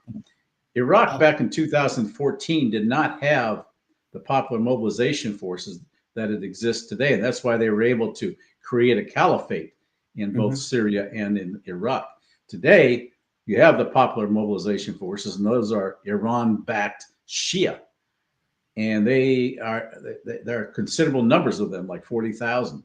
So I think that they now are in a position to buttress any attempts by HTS or other extremist elements to try to slop on over. Now, that said, Turkey still has designs as part of its neo-Ottoman ambitions to take back not only northern Syria but also northern Iraq, and that brings in the oil and gas elements. The Turks have bases in northern Iraq and they've been told to leave numerous times, and they refuse to do so. But nobody's strong enough to kick them out. So so they're gonna take that over. Plus, they want to go into the Caucasus, and by going into Iraq that way and taking over greater portions of what is Syria, that conflicts with the Israeli ambitions of a greater Israel. Right. Because now Netanyahu on his little messianic crusade wants to reestablish what he believes is their biblical historical rights to everything between the Euphrates to the Nile. In fact, some people suggest that in the Israeli flag, the two blue lines separated by their cross, by their stars of David, is really Euphrates and Nile. And of course, the Israelis immediately deny that. Of course not. So what do they represent? Every one of our stripes or stars represents something, Yeah. Our flag. It's like, that's just there. It doesn't mean anything. Yeah, they're just there. They're the US for artistic value. The U.S. is still in Iraq, correct? Oh yeah. We were invited there. We're supposed to leave in I heard September 26th. So how is it going to work if indeed, meaning, okay, the terrorist group that has taken over Syria, Al-Jilani and his band of misfit jihadists, his conservative, or moderate rebels, as they call them, if indeed they have designs on Iraq, or for that matter, even Lebanon, I mean, Iraq seems to be more of a tough nut to crack, considering that the United States is there. How is Turkey, and for that matter, their band of jihadists, going to do anything to Iraq with the U.S. presence still in the country? Well, I think we're going to be ineffective. We're not going to go up against Turks, and I think what is alarming, you see, as I said, the Syria under Assad was a secular state. Mm-hmm. In effect, he was protecting other minorities. That was one of the nice things about his dictatorship. I'm talking namely Christians. Christians now are leaving in droves from Syria and migrating to Lebanon. Right. But even there, Hezbollah and the Shia have protected Christians. There's a possibility, and I'm hearing concerns from my friends in Lebanon, that the Christians may be booted out by the Israelis out of Lebanon, which in time, and that portends another serious humanitarian disaster. So I think we're going to have, this is why this is all still a very fluid situation. We need to watch, because Lebanon is part of the greater Israel ambition, which was all part of greater Syria prior to World War I under the Ottoman. Mm-hmm. Well, not only under the Ottoman, but even pre-Ottoman. It was all part of greater Syria. Lebanon only came into existence after World War I, once the Ottoman Empire was dissolved. And that's when you had the Sykes-Picot Treaty by Britain and France after World War I to divide up the Middle East according to their interests. And that's when all the other problems began. Explain something to me. From my understanding, there was skirmishes on the border of Lebanon between HTS or groups affiliated with HTS and I guess some kind of either Lebanese military or some kind of mobilization group in Lebanon. Is that true? I mean, did you come across that? It is happening, and it's happened before. ISIS tried to penetrate into the Bekaa a few years ago into a little area known as Britel. Well, that area is all Shia controlled. Okay. ISIS and HTS are all Sunnis. So immediately you had conflict. So, and it's going to happen again. Yeah, you've got, and I would say that the Lebanese army predominantly is Shia. About 80% of the Lebanese military are Shia. They're sympathetic to to Hezbollah. So they're gonna go up against that group. Why they didn't respond to the Israelis? Well, I can understand why they didn't. They just didn't have the firepower to stop them. But because the Israelis, when they came into Lebanon and into Syria, those constituted invasions. Those were invasions. Yes. And technically, because they were using U.S. equipment to do it, we should have cut them off under U.S. law. But the Biden administration has never allowed any laws to impede its interests. And since they lead the rules-based order, they not only make the rules, they can break them at will. And that's what we saw under the Biden administration. From your take, give me your take on Iran right now. I get the sense that it's in the crosshairs, that Israel has been boasting that now that they've taken out the Syrian air defense, now that Syria is no longer an issue, they're feeling themselves, they're feeling ebullient, that they are controlling what the very least has won in creating a greater Israel.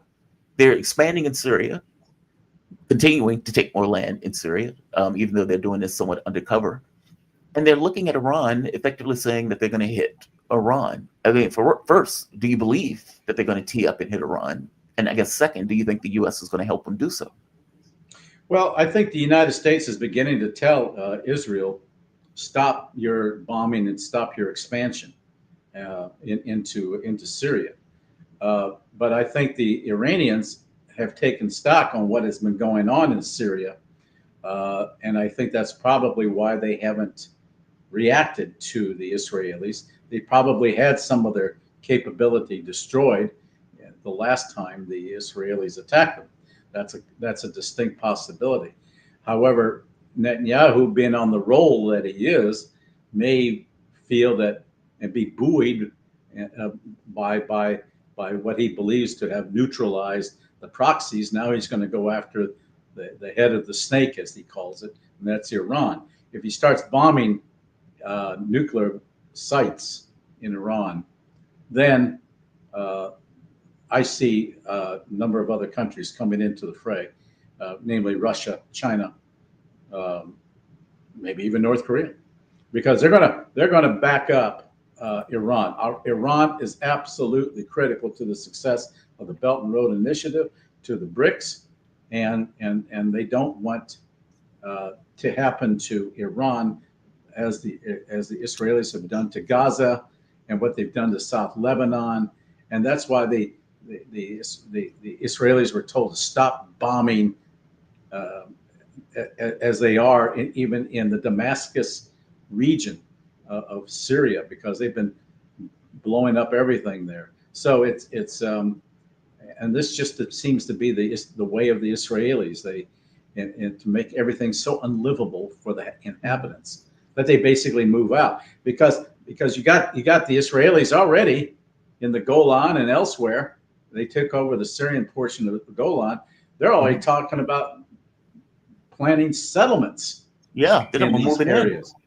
They're ready to move in. Yeah, exactly. And so I think that this is why this conflict is not going to be ending anytime soon. In fact, I think it's going to be expanding. And we have a little over 30 days before the Trump administration comes in.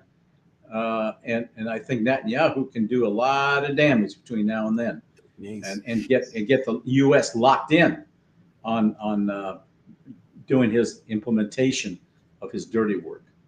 Do you think that Iran made a mistake not being more aggressive meaning, because currently up to this point, Hezbollah has been decapitated, Gaza has been isolated, the West Bank is getting annexed, Syria has been destroyed. So all of these frontline elements that would have been kind of, frontline elements from the standpoint of Iran are gone, or at the very least greatly diminished, leaving Iran by itself for all intents and purposes. I mean, the Houthis, but the Houthis are relatively far away, and they're only firing every so often. I mean, in fact, they got attacked viciously. Israel just destroying infrastructure. I don't even think they went after the people who were doing the bombings. Should Iran have been far more aggressive early on in all of this, as opposed to being by themselves and isolated now? If you were when they were really sending the missiles the last time, they should have just, if they really wanted to decapitate Israel, yeah, they should have launched more hypersonics and what have you. But I think we're past that stage now, and I think that in the retaliation by Israel, I think some of their capabilities were affected, which diminishes their effectiveness in their anti-missile defense systems. And also, you've got a number of elements within Iran that are very eager to assist the Israelis. You also have ISIS elements that Israel can call upon to go after, as well as the MEK inside of Iran to assist it in trying to undermine the government there in Iran. Yeah, I think they missed an opportunity. That's why I think they've been very silent. They haven't been rattling and making threats as they used to, because everything is just so fluid. They want to see what the reaction is going to be in Syria. I think they will be working to bolster the popular mobilization forces in Iraq. And again, they are far away, but Iran still has some missile capabilities. And I think and it may, as some reports suggest, it may prompt them to want to, develop that nuclear bomb ultimately. Right now, they're a threshold state. But then, you can develop the bomb, but how are you going to deliver it? Delivery capability is another matter. And certainly the Israelis would pick up on that. And that would actually be the ultimate trigger for Israel to go ahead and hit all the Iranian nuclear sites. Michael, man, I always appreciate these conversations. Thank you so much. I mean, you get so much to the audience in regards to food for thought and kind of an analysis of what's taking place around the world. I really appreciate it. Michael Maloof, he's a former security policy analyst in the Office of Secretary of Defense, author, and regular contributing analyst to RT and other media outlets. He has 30 years in the Department of Defense. Thank you for this, my man. You be safe. Thank you. Take care. All right. I want to give a shout out to Michael. Thank you very much. Guys, if you dig this content, give it a like, share it, subscribe to it, hit the notification bell. I'm an insomniac. I pop in at all hours of the day and night. So definitely hit that bell if you want to hear this voice at 2 a.m. Also, I want to thank all my members. Apparently, there are like 20 new members for the channel. Welcome to the Thomas family. You are deeply appreciated. Your contribution keeps the show ticking along Monday through Friday, 7 a.m. to 10 a.m. The best damn morning show on news and politics, especially at 7 a.m. in the morning. I've heard people's like, dude, how are you talking about this complicated stuff at 7 a.m.? We do the news. That's what we do. That's our job. Newsman. This face doing the news. Also, if you really dig the content and you want to support further, you can give through PayPal, Patreon, or for that matter, Super Chats. All stickers will be read, provided they're not racist, sexist, or bigoted. What I should do is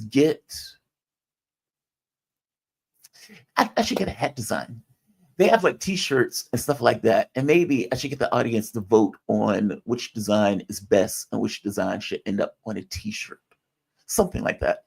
I have a store, but I don't necessarily like the designs that's in that store. I don't think they look all that great.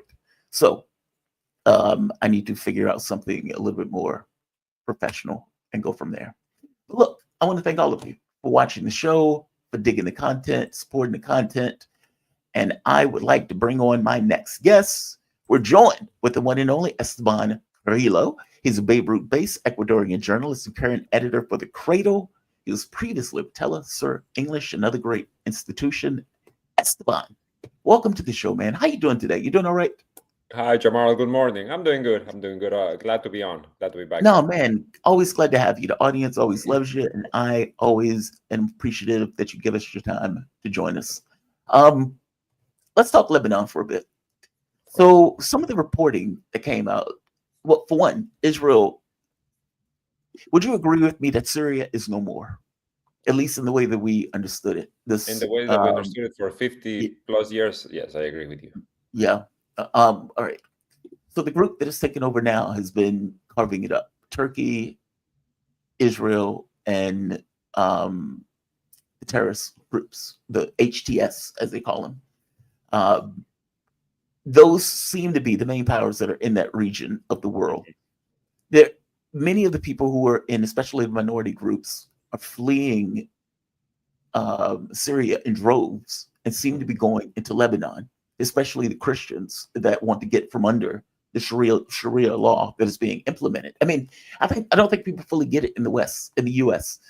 They are acting here in the United States as if this is some kind of great freedom exercise, missing the fact that, you know, women who used to be on the beach in a bikini a few months ago now will be spit on if they even tried to do something like that. Or for that matter, the people who used to drink alcohol. Look, all of that stuff is over with. So many of the churches have been destroyed. Many of those people have been killed in the streets and dragged with the, through the streets with their cars. Like, some of this stuff is grotesque.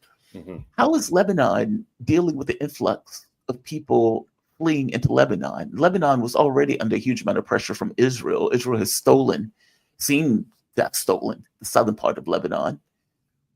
How are they dealing with the influx of migrants coming into the country?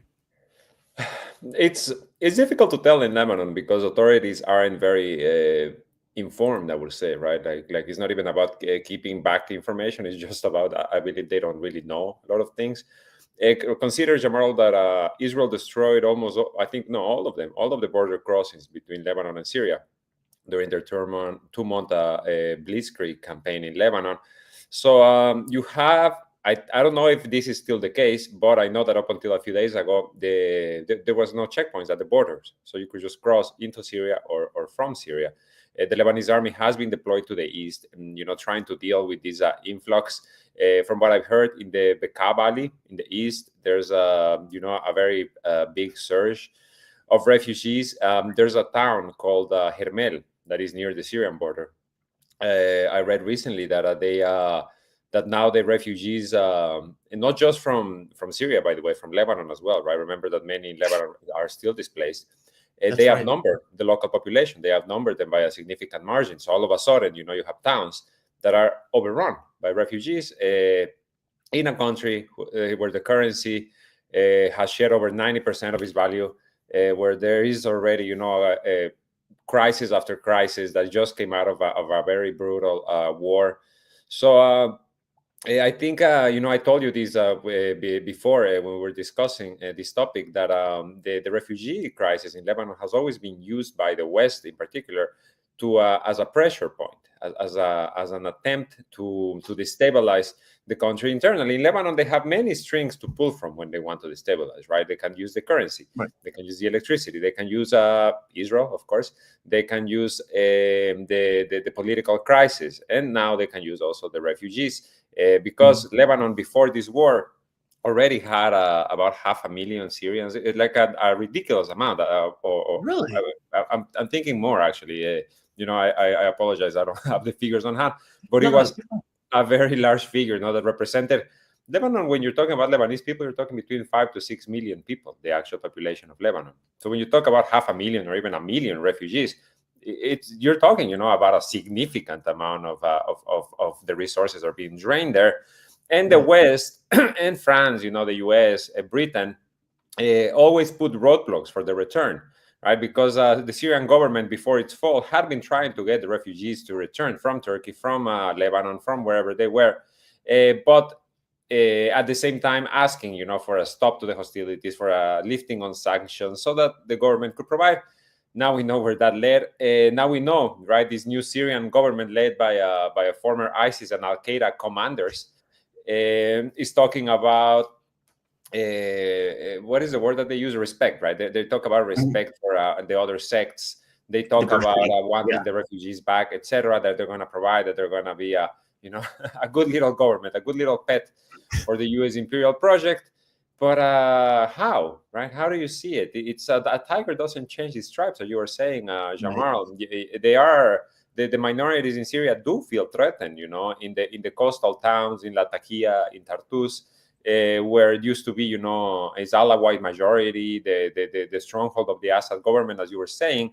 Syria is not an Islamic nation. Like Lebanon is not an Islamic nation either, right? Like in the middle, in West Asia, you have Iran and Israel, right? That are like fully religious governments. Everyone else is not. Everyone else is there are liberal democracies with majority-led parties that are either Sunni, Shiite, Christian sometimes. So it's not common, right? I feel like people in the West sometimes seem to forget and just lump everyone together in the Middle East as Muslims, right? Everyone's a Muslim, and everybody lives under Islamic rule, and that's simply not the case. And now you have Syria, a country that is, borders Turkey, borders Iraq, borders Jordan, borders Israel, and borders Lebanon, all of a sudden becoming an Islamic state, becoming a caliphate. This is what Syria is turning into, while the West is, just putting Giuliani and crew in the best, winter fashion from Gap, so that they look like the modern, diversity-friendly rebels. He's a snappy dresser now. He's shaved the beard somewhat. He's got rid of the turban. He's in a suit. Yeah, he's no longer wearing the Zelensky green, right? Now he's actually right.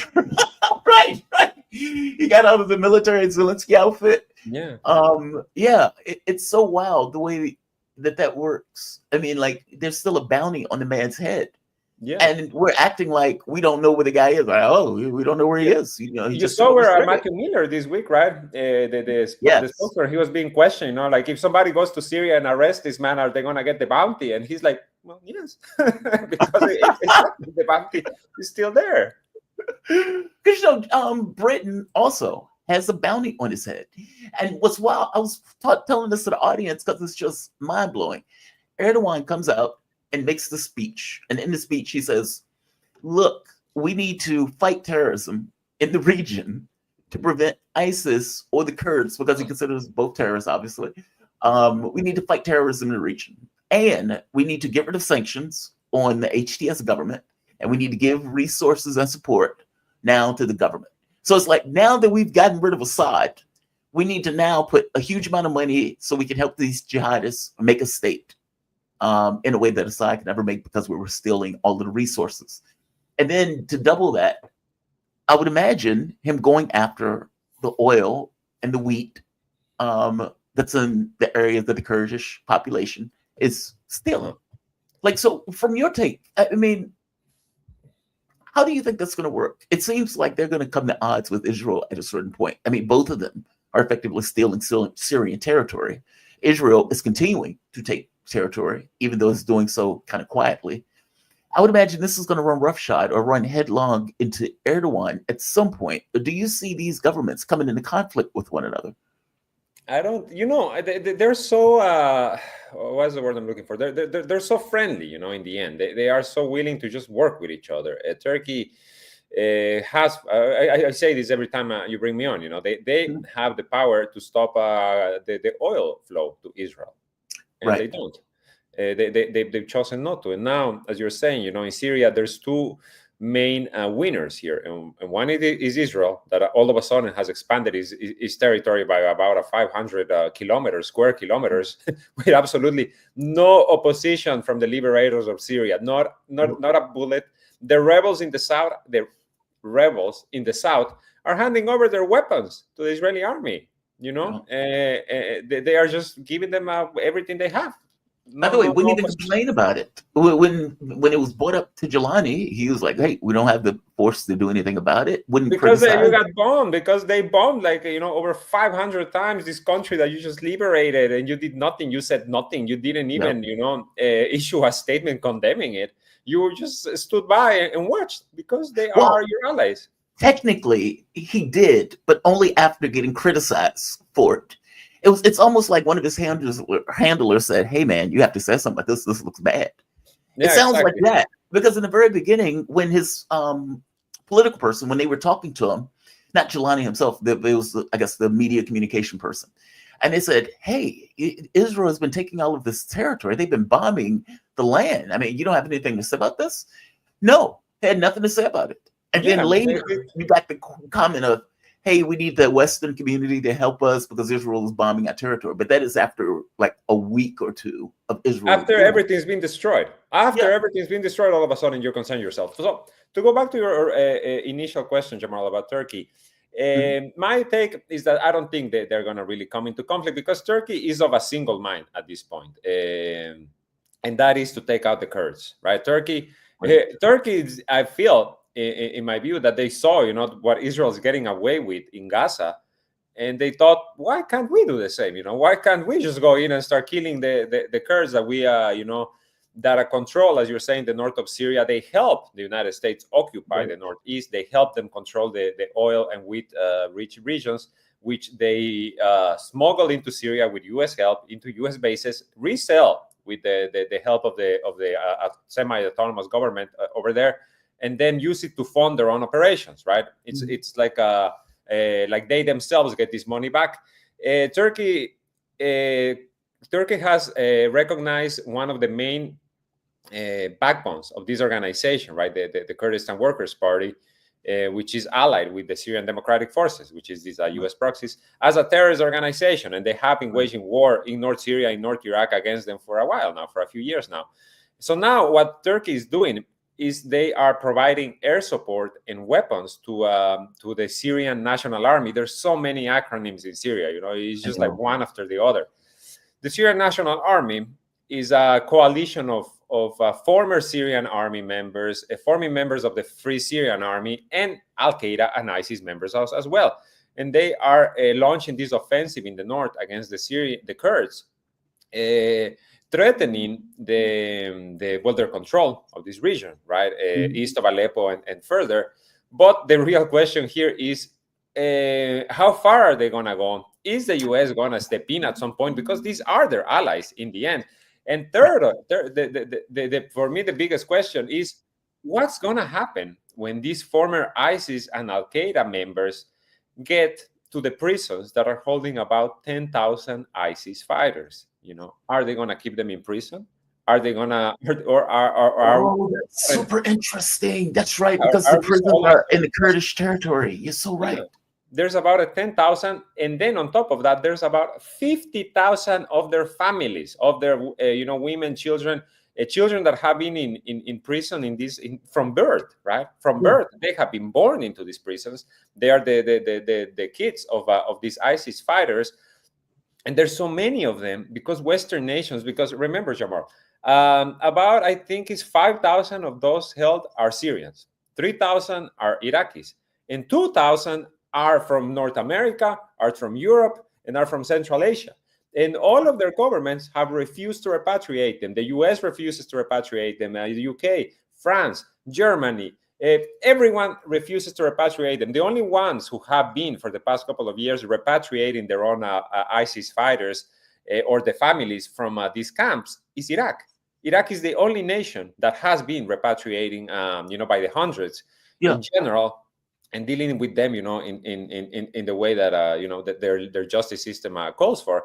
But that is the real question here, Jamal, because Turkey is very comfortable with ISIS. Let's be honest. They hate the Kurds. They hate the PKK. These are the terrorists for them. But ISIS, all of these Sunni extremists, they don't mind too much. And it's the same case with Israel. ISIS and Al-Qaeda, etc., they have never attacked Israel. Right? As you're saying, are they going to come into conflict? I think the only time they would ever come into conflict is if all of a sudden these Sunni extremists decide that they actually do care about Gaza. All of a sudden, if they decide they care about Palestine, then they would come into conflict with Israel and by extension, possibly Turkey. But until then, no, I think it's fair game. You raise a fascinating question. I mean, look, Western media is pretending as if these guys have moderated. And I agree that they're putting on this kind of act, this patina of moderation, while they're ignoring kind of the nasty parts that are taking place. They're pretending this is some kind of democracy. Fair enough.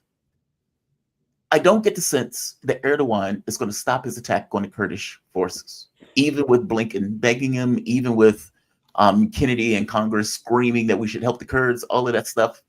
I get the sense that if Trump gets in, we will sell the Kurds out. And hell, Joe Biden may even sell them out.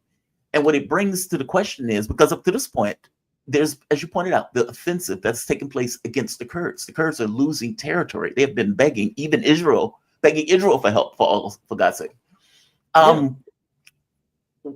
These groups are made up of all sorts of groups, meaning HTS is just kind of an acronym, but there are all sorts of, like say, Al-Qaeda, ISIS.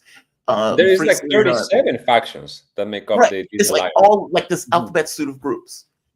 If they hit Kurdish territory, meaning if they hit that area where it has the wheat, the oil, and apparently the prisons, what happens? I mean, do you think that the U.S. is going to get involved militarily in order to protect Kurdish forces against the Turks? I don't see that. And the Kurds have already been sold out by the U.S., at least more than once Right.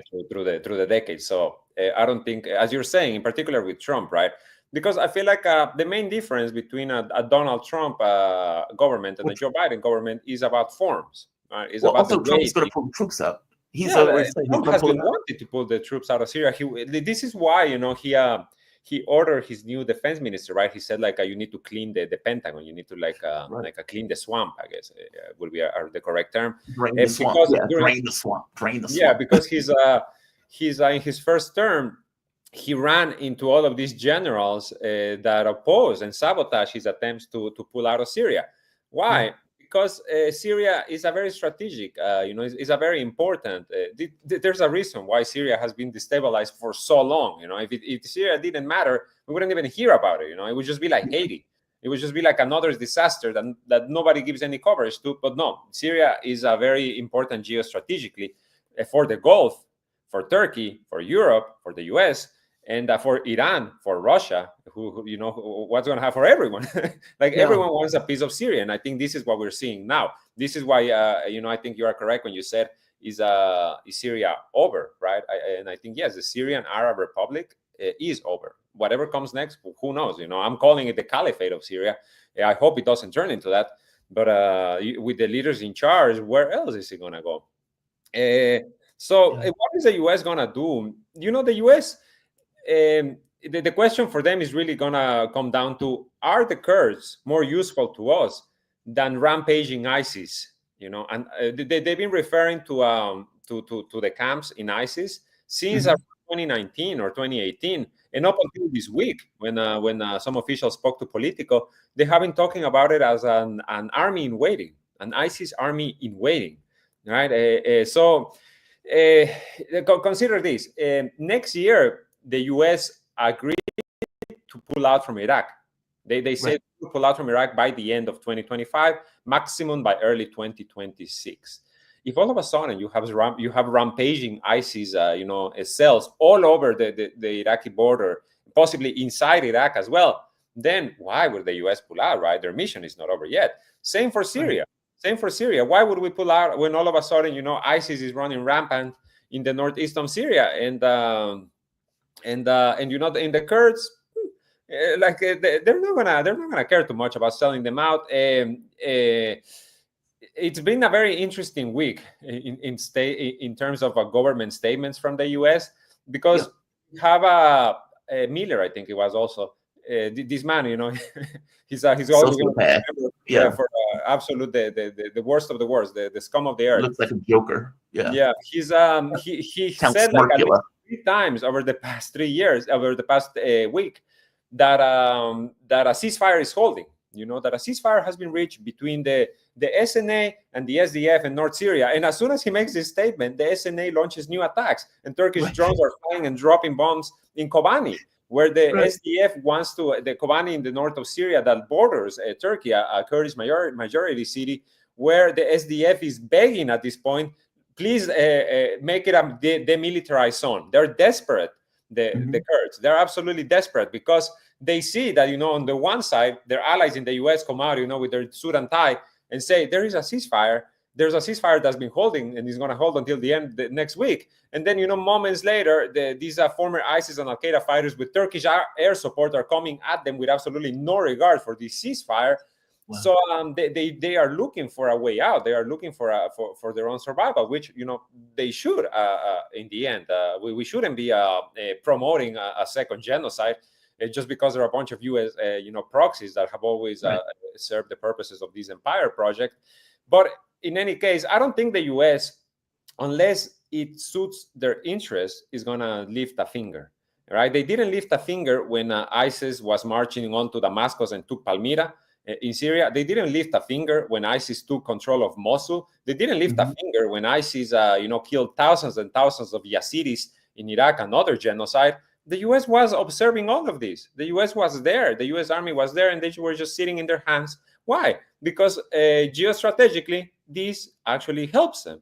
Right? This helps their objectives. So now, if all of a sudden you have a massive ISIS jailbreak in the northeast of Syria, is the United States really going to care that much? All of a sudden, I think Syria, in the end, what it has become is a hub for transnational terrorism. Right. And you need to consider the proximity to Europe and the proximity to Asia as well. So I think with the birth of this new terror state in Syria, it's not going to stay contained. It's not going to stay contained in Syria. It's not going to stay contained even to the region, right? It's not just like Lebanon and Iraq that need to fear this. It's the entire world. Because all of a sudden, how did the war in Syria start? When all of these extremists from around the world were riled into a passion to come and liberate Syria and create the caliphate, the ISIS caliphate. That there's a big difference between an Islamic republic, which is what Iran is, which seeks to it's a very it's not elements of democracy nations, as opposed to an Islamic caliphate that is a global pursuit. It's not just about this country or this group of countries. It's about the entire world. I see. Wow. That is, I haven't heard anybody mention the jails at all. So I'm glad you mentioned that. Like nobody has brought that up. I mean, I was paying attention to the fact that the Kurds were being basically destroyed and that Erdogan had an interest in taking all of Syria, basically kicking out the Americans. He wants Aleppo. He already speaks of Aleppo as part of Turkey. Exactly. Yeah, I heard that. I saw that speech. I didn't get the translation, but I did see the speech where he mentioned that. The prison thing is fascinating. I mean, part of the Astana agreements, and correct me if I'm wrong, was for Turkey to separate the wheat from the chaff. Basically, who have legitimate protests, meaning legitimate grievances against the government but aren't terrorists, versus the people who are terrorists. Separate those people. Do you think the U.S. is going to end up with a similar thing for Turkey? Basically, we're pulling out our troops. Turkey, that's your responsibility to separate the terrorists and deal with the terrorists in that prison. I guess my sense is Trump, if anything, is probably going to pull the troops out and leave that responsibility to Turkey, which means the Kurds are screwed. But I could be wrong on that front. Do you think HTS is going to be able to hold it together? Because from my understanding, there are multiple groups that, like you said, there are 30-something groups or more that are composed of what they're calling HTS. And all of these groups have different priorities, different incentives. Some are more radical than others. Do you think this is going to be a melting pot, or this is going to end up with violence against these groups going after one another? I mean, just to finish up with the topic of the prisons, if they leave, if the U.S. says okay, or if Turkey takes control of these prisons, I don't think it's going to be Turkey themselves. It's not going to be the Turkish army that is going to be controlling these prisons. They're going to hand the keys to their allies, to the SNA. So why would a former ISIS fighter keep his brother in arms in prison? Why? What pressure is there to do it? First of all. Second of all, is HTS gonna keep control? I think they gave themselves until March 1st, right, for a transition and whatever. You have Jolani, who is now going by his actual name. Right now, he's going by Ahmed al-Shara, so that we start forgetting. It's this whole campaign to whitewash him and to all of a sudden, he's not the former co-founder of Al-Qaeda in Syria. He's not the former deputy commander of the founder of ISIS, of al-Baghdadi. No, he's not him. He's someone else now. He's someone else who wears, the nice little shirt and with a trim beard. He is calling to give Syrian citizenship to the foreign fighters that helped them, right?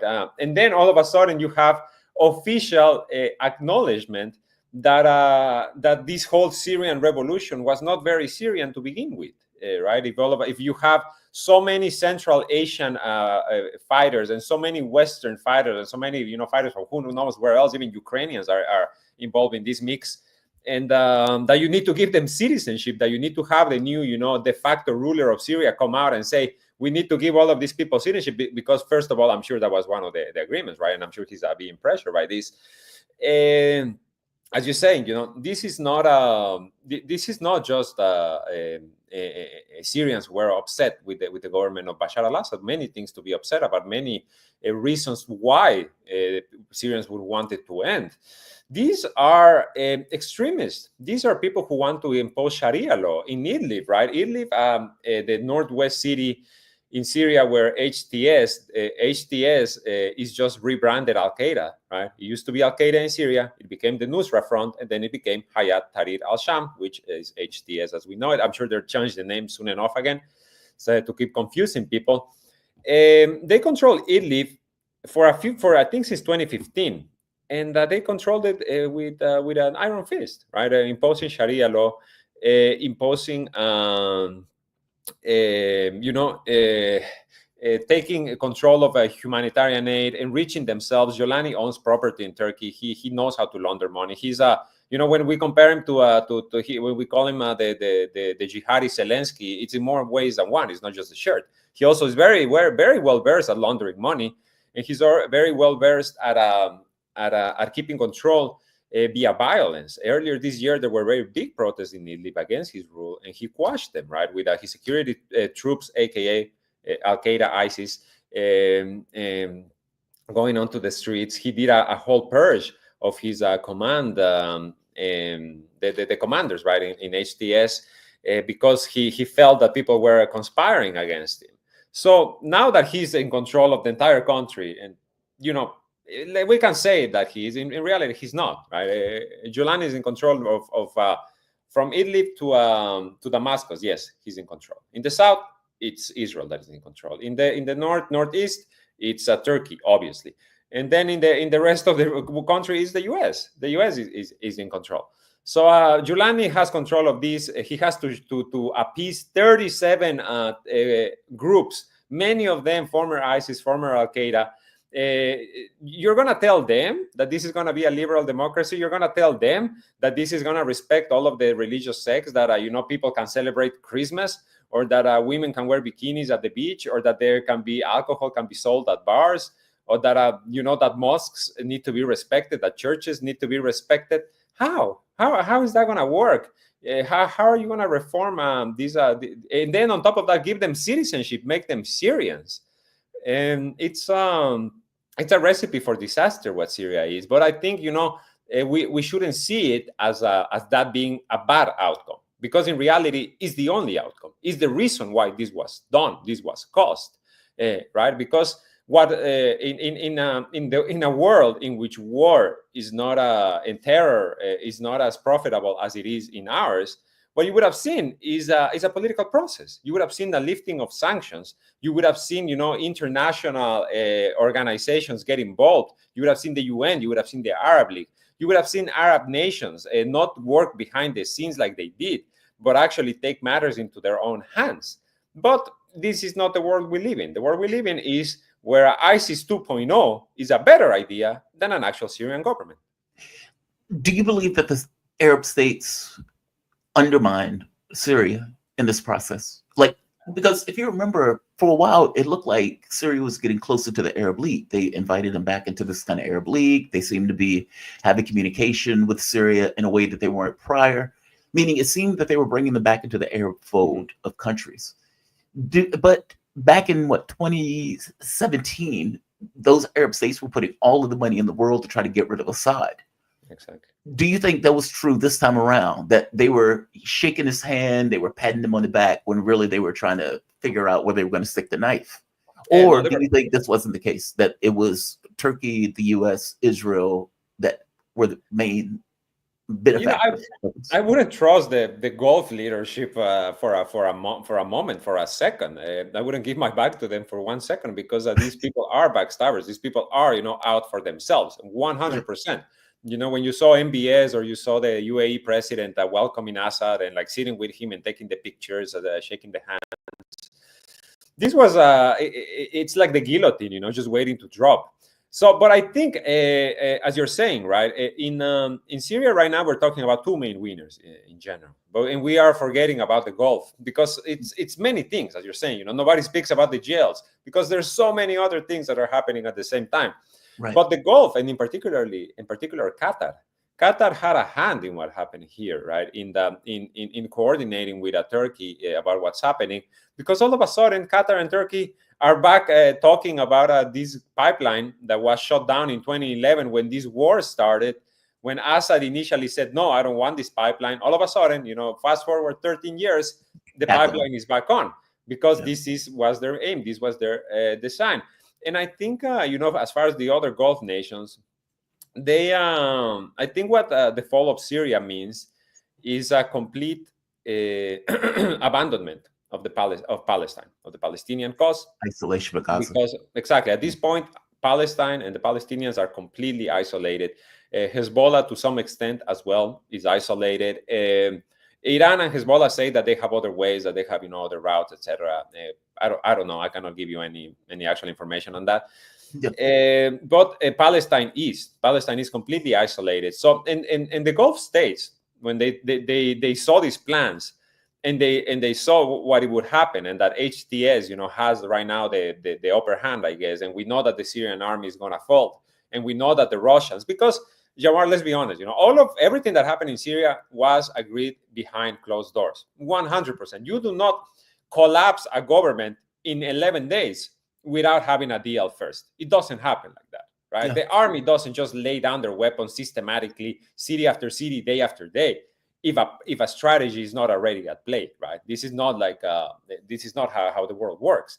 So they knew this was the end. This was the end game. Is we isolate Palestine, we give Israel the buffer zone, the security and the territory that they want, and we get rid of Iran's possibly maybe the most important ally of Iran, right, and of the axis of resistance, right? Syria was a country, the Syrian Arab Republic, that for the past between 5 to 8 years, that was propped up because of Iran and because of Russia, because of the support that this government was being provided. Because if it didn't have that, you know, Assad would have fallen way before. Yeah. But because of different interests, because of other, you know, considerations, he did, because you know, in these countries helped him. But at some point, the decision was made, and I think, you know, the Iranians and the Russians also saw the writing on the wall. And from what we're hearing from them was Assad trusted in the Gulf. Assad trusted the Arabs. He thought that the U.S. was going to be, you know, who knows what's true? Who knows, honestly? When will we know? It's going to be for sure a few years before we actually know the scope of what happened behind closed doors. But this was a decision to isolate Palestine and to quash this war by helping Israel. This is the Arabs telling the world, we don't care about Palestine, and we want Israel to be our partner. Esteban, we're going to have to close it. But yeah, I just read the report yesterday that despite Saudi Arabia saying before, well, there needs to be a Palestinian state before we can talk. Now it's changed to there needs to be a pathway to a Palestinian state before we can talk, which means they don't care. The leadership never cared. At the end of the day, they were just responding to public pressure. They're now going back to business as usual. Exactly. Esteban, man, thank you for this. Always appreciate your analysis. Esteban Carrillo. He's a Beirut-based Ecuadorian journalist and current editor for The Cradle. He was also with Telesur English, man. Thank you, Esteban. Be safe. Thank you, Jamal. Always a pleasure. Bye-bye. Absolutely. Bye-bye. All right. I would like to bring on a good friend of the show, looking good this morning, Angie Walker. How you doing, Angie? You doing all right?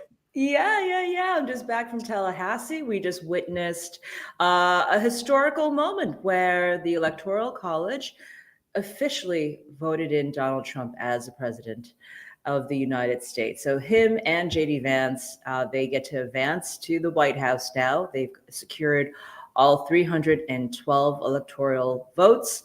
Now Congress needs to certify it on January 6th 2025. And then it's the White House. Hopefully, it's still a month away. Do you think And Democrats are going to be crawling on the walls to stop the vote? I don't think so. I don't think Like that's they're happening running yet. towards the Capitol. It's like revenge. Let's take this down. They're going to be screaming, "Hey, Kamala Harris!" or something. Well, no, you can't do that. You can't do that. You can't do that. That'd be Well, racist. You can do that for Mike Pence. You can't do that for Kamala Harris. Right. And for the most part, the Biden administration has stayed relatively quiet recently. I haven't heard from either of them. I don't know who's running the country right now, Joe Now, I've Biden heard, or anybody. well, I've heard from Kamala. She's come out recently to give this statement that she seemed greatly impressed with herself. And she has unleashed her laugh that has been held back for all of this time since the election. You didn't notice that? Like initially when she was early on, people would say, okay, her laugh is awkward, her laugh is awkward. And somewhere during the election, she restrained it. It was like she was holding it in. It was just waiting to burst out. And now that the election is out, it's freedom. She's just let the laugh out. Now, I've seen her come out, but Joe Biden has been completely invisible. He has been nowhere to be found. You can make a case that Donald Trump has more influence at this point than Joe Biden, and has been wielding that influence kind of behind the scenes in a way that Joe Biden is just not. It's the weirdest thing in the world. Like we're seeing escalation in regards to Ukraine, but there's no president to say anything about it. It's just bizarre. It's completely bizarre. Well, even yesterday's omnibus bill, right? I mean, it's being argued in the House. And well, that's why I put you on real quick, just to give the audience. Yes. The omnibus bill, something that Mike Johnson said he wasn't going to do, but they were going to pass a continuing resolution out to March. They made the deal. Trump, Musk, Vance come out and said, this is trash. Don't do it. Stop. Now, this blows up the deal. At the very least, I think it's going to blow up the deal. And they have until Saturday before the government shuts it down. Now, I guess my question to you is, why didn't Trump like this deal? What was wrong with it? Oh, everything was wrong with it. This is exactly what he campaigned against. This is business as usual congressional games versus the American mandate, which we gave to Donald Trump, and that's why he won it. We cannot have business as usual in Congress anymore. This is the kind of stuff that Nancy Pelosi used to do, right? Drop a multi-thousand-page document in front of congressional members hours before their Christmas break and say, okay, read this and pass this. In fact, don't even read it. Just pass it and we'll deal with it later. No, we're not doing that anymore. Clearly, there was a mandate to stop all this stuff. And now, as the days have passed, we're starting to see what's coming off this bill. And it's a lot of Democrat asks. And I was thinking about it this morning, why Mike Johnson would even push a bill like this, because he knows this would enrage the Trump machine, which it has, and we've seen that over the last 24 hours. But here's the thing. Well, here's the thing about Mike Johnson. In order for him to survive the speakership vote when the new Congress commences on January 3rd, I don't know if he's got the votes. And I'll tell you what I mean by that. Really? Yes. Right now, the congressional makeup is 217, 220. Right? But and tell me if my math is wrong. As of January 3rd, after the swearing ins, he's only going to have, no, not only. I thought it was like a one vote 217, 217. It's an exact tie because we have 3 seats vacated. Right. So how is Mike Johnson going to get in as speaker again on January 4th or whenever they do the voting for that? Well, wait a minute. I thought it was one vote. I thought he had a 1 vote majority. Because, but you're right, because the people, but you could be right. I could be wrong on this. It could be even, but it's close. Either way, it's going to be even or like a 1 vote majority. It's very close. All it takes is 1, and we've seen that movie before, right? 19 rounds like Kevin McCarthy. Okay, but the problem is the Republicans may not have the majority, and this is where I have to kind of fact check myself. If my math is right, they're at 217, 217. So that means Johnson needs Democrats to vote for him. Maybe that's why he's maybe that's why he's pushing for this bill so hard. I mean, it's like do or die, right?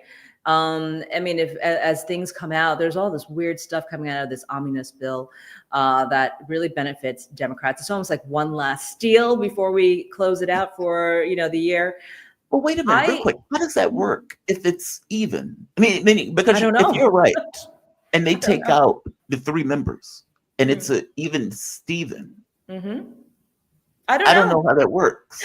I kind of threw this theory out there in the news recently, and I just don't know how that works. I don't know if there's a tiebreaker. If Kamala Harris jumps back in the picture to do like in the Senate, there would be a tiebreaker. I'm not entirely sure. I should actually look that up.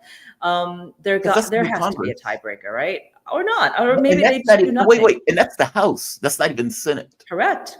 I know. I'm just, making a reference to how that would work in the Senate. So I'm not entirely sure how this works. I wish, we would have a constitutionalist come on to let us Yeah. know, because I don't know if we've ever been in that situation before. But what I can tell you is that this really, and Mike Johnson came on Fox News kind of alluding to that this yesterday morning, where he wants to pass the CR so that Trump can have a clean first 100 days in office, right? So that we can worry about other things, and this won't, boggle down all the other Trump agendas that he wants to push through. I get that, because he's saying, I'm going to be the speaker and I'll push everything through for you, Mr. Trump, but you got to help me out too. I have to become speaker. Now, there's a lot of horse trading behind the scenes here. You better believe Mike Johnson has reached out to a few of his Democratic members and said, look, I want to still be speaker, even if, I don't know what can happen, because Hakeem Jeffries can come in and say, well, we're going to steal one of your guys and I'll be speaker. I don't know. I have no idea. Wow, see, that's why it's always a bad idea to pull people from either the Senate or the House, especially in a situation like this where things are so close, like meaning there was no margin for error in this. And if that you're was the right, mistake. That was the mistake. So I saw this happening when I was in Tallahassee earlier this week, because Trump alluded to tapping a Democrat to be his FEMA director. And I know this Democrat very well. He's just a little bit north of where I live. His district is just over in Boca Raton. So I'm going, oh, that's really smart, because then Democrats will have one less seat if that's the case. And so we still may see that happening, and that's what Trump can do, right? Trump can offer a cabinet, not a cabinet seat, but a pretty high level job he's going to tell him no. He's going to tell him no. He's not going to take that job. Meaning, if the Democratic Party knows that it's going to be 2017, or whatever that number is, and that if they take one member, they're going to lose the House. Correct. And which Democrat will screw over his or her own party? There must be one, or two, or three. You said it got to be one. They took Tulsi, right? So but see, they evicted Tulsi. They evicted Tulsi out the party. I mean, they called her everything but a child of God, and they talk about her now horribly. I know, and that's what they do, and that's a game of politics. It's disgusting, but ultimately there could be one that flips, right? We don't know that for sure, and I think that with Jared Moskowitz, which was the Democrat that was being tapped to be FEMA director, well. He's in a D+5 district. He barely won his seat last round. So he could be booted, right? And also that's Palm Beach. It's touching Palm Beach anyway, part of his district. That's Donald Trump County, right? So he's in trouble. And Democrats may or may not throw him a lifeline. Who knows? But he did stick to the party. He did tell Trump no. So that seat is still secure. Wow. That is amazing. I didn't even think of that. Like, I knew it was going to be close, and I knew the margins were going to be even. For some reason, I just assumed that Republicans had the majority. We do, except, there was a miscalculation. Well, I'm not going to call it a miscalculation. I think Republicans were expecting Michelle Steele to win California. And maybe a few other seats like it, because California just kept counting until they got the result they wanted, which was the Democrat, right? I mean, it was quasi-legal. So I think they were expecting a 2-2-1 or 2-2-2. How bad they are at math like that. Like when I was in Brazil and they were doing the election, by 9 o'clock, The votes were counted. Everything was in. You had like 70, 80% of the public that voted in the entire country. California had been counted for like a week or more. Oh my God, it was like, no, a month. They counted for a whole month. It was amazing to me. I mean, I know, look, I'm from a very big state, Florida. We don't have as much as as California's population. We got it done that night, right? The votes were counted that night. So on election night, which is hysterical to me that California's like, what are we like licking each one? Like, I don't get it. Yeah, I never get that. For the life of me, I don't understand it. I don't understand why they have such difficulty counting votes. I don't get it. All right. So Trump is trying to kill this bill. Now, what is today? Today's Thursday, Friday, Saturday. They have 2 days in order to come up with something different if they kill the bill. I guess the first question is, do you think they're going to be able to kill it? Big Papa is saying kill it. Most likely they're going to kill it. But give me your thoughts. And if they do kill it, what are they going to accept? Because truth be told, I have no issue with this deal. It's not that I love the stuff that they're putting in it. It's not that. I guess from my point of view, this goes out to March. And going out to March allows Trump to get a clean hand in regards to, okay, well, what does the government, the new government that is just won, want to do? So they basically give them 2 months to kind of poke around, at which point in March, they come up with a deal to figure out what they want to do. Now, Trump has thrown another monkey wrench to this because he said, I also want to get rid of the debt ceiling. Okay, for one, we should not have a debt ceiling. There's that. That thing is a feature that is not part of the Constitution. It's, or at the very least it is, but it's not real. It's Congress comes together and says, okay, we want to now move it up to another number. And they just keep raising it and raising it and raising it. And Republicans have used that as a way of nearly destroying the economic system by starting to negotiate around it during the Obama administration. So I agree with him that we should get rid of it. It terrifies me, though, that he's mentioning that because Trump raised the debt ceiling by $9 trillion last time he was in office. So, why is he saying let's get rid of it now? And what the hell are his plans if that's what he is focusing on, if that makes sense? It does. And, Trump 1.0 versus 2.0 is a very, very different man and very, very different president, right? This is exactly what Doge is about. It's about cutting costs. They wanted to cut, $2 trillion from our budgets and in the efforts to lower our debt ceiling, right? We'll have to do this for multiple generations to actually get rid of the debt ceiling. And there are arguments as to why we shouldn't get rid of the entire debt ceiling, but that's an episode for another day. Ultimately, I think that Trump is the winner here, no matter what, right? I'm good for a good old fashioned shutdown. You know what comes Saturday? You want to shut it down? Let's go. Right. And, maybe we should shut down the government until January 20th. Maybe that's, we've been hurting for 4 years now. Let's hurt a little bit more over the Christmas break and shut this thing down. I know that's an extreme case, but here's what he is actually going to do.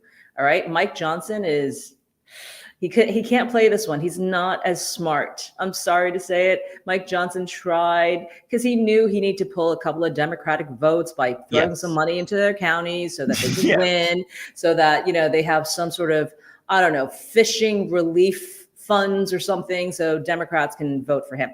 Didn't work out. All right. So Mike Johnson may not be the speaker next round if he doesn't do what Trump wants. Trump has thrown him a lifeline by saying, come back with a cleaner bill and, I'll get everyone to pass it. Basically, he's controlling Congress right now, him and Elon Musk. In fact, Rand Paul came out this morning saying, Elon Musk for speaker? Which I thought was like, yeah, because Elon Musk is the unelected president at the moment, right? He kind of is, right? So why not give him an actual role like speaker? Yeah. Now that could be the play.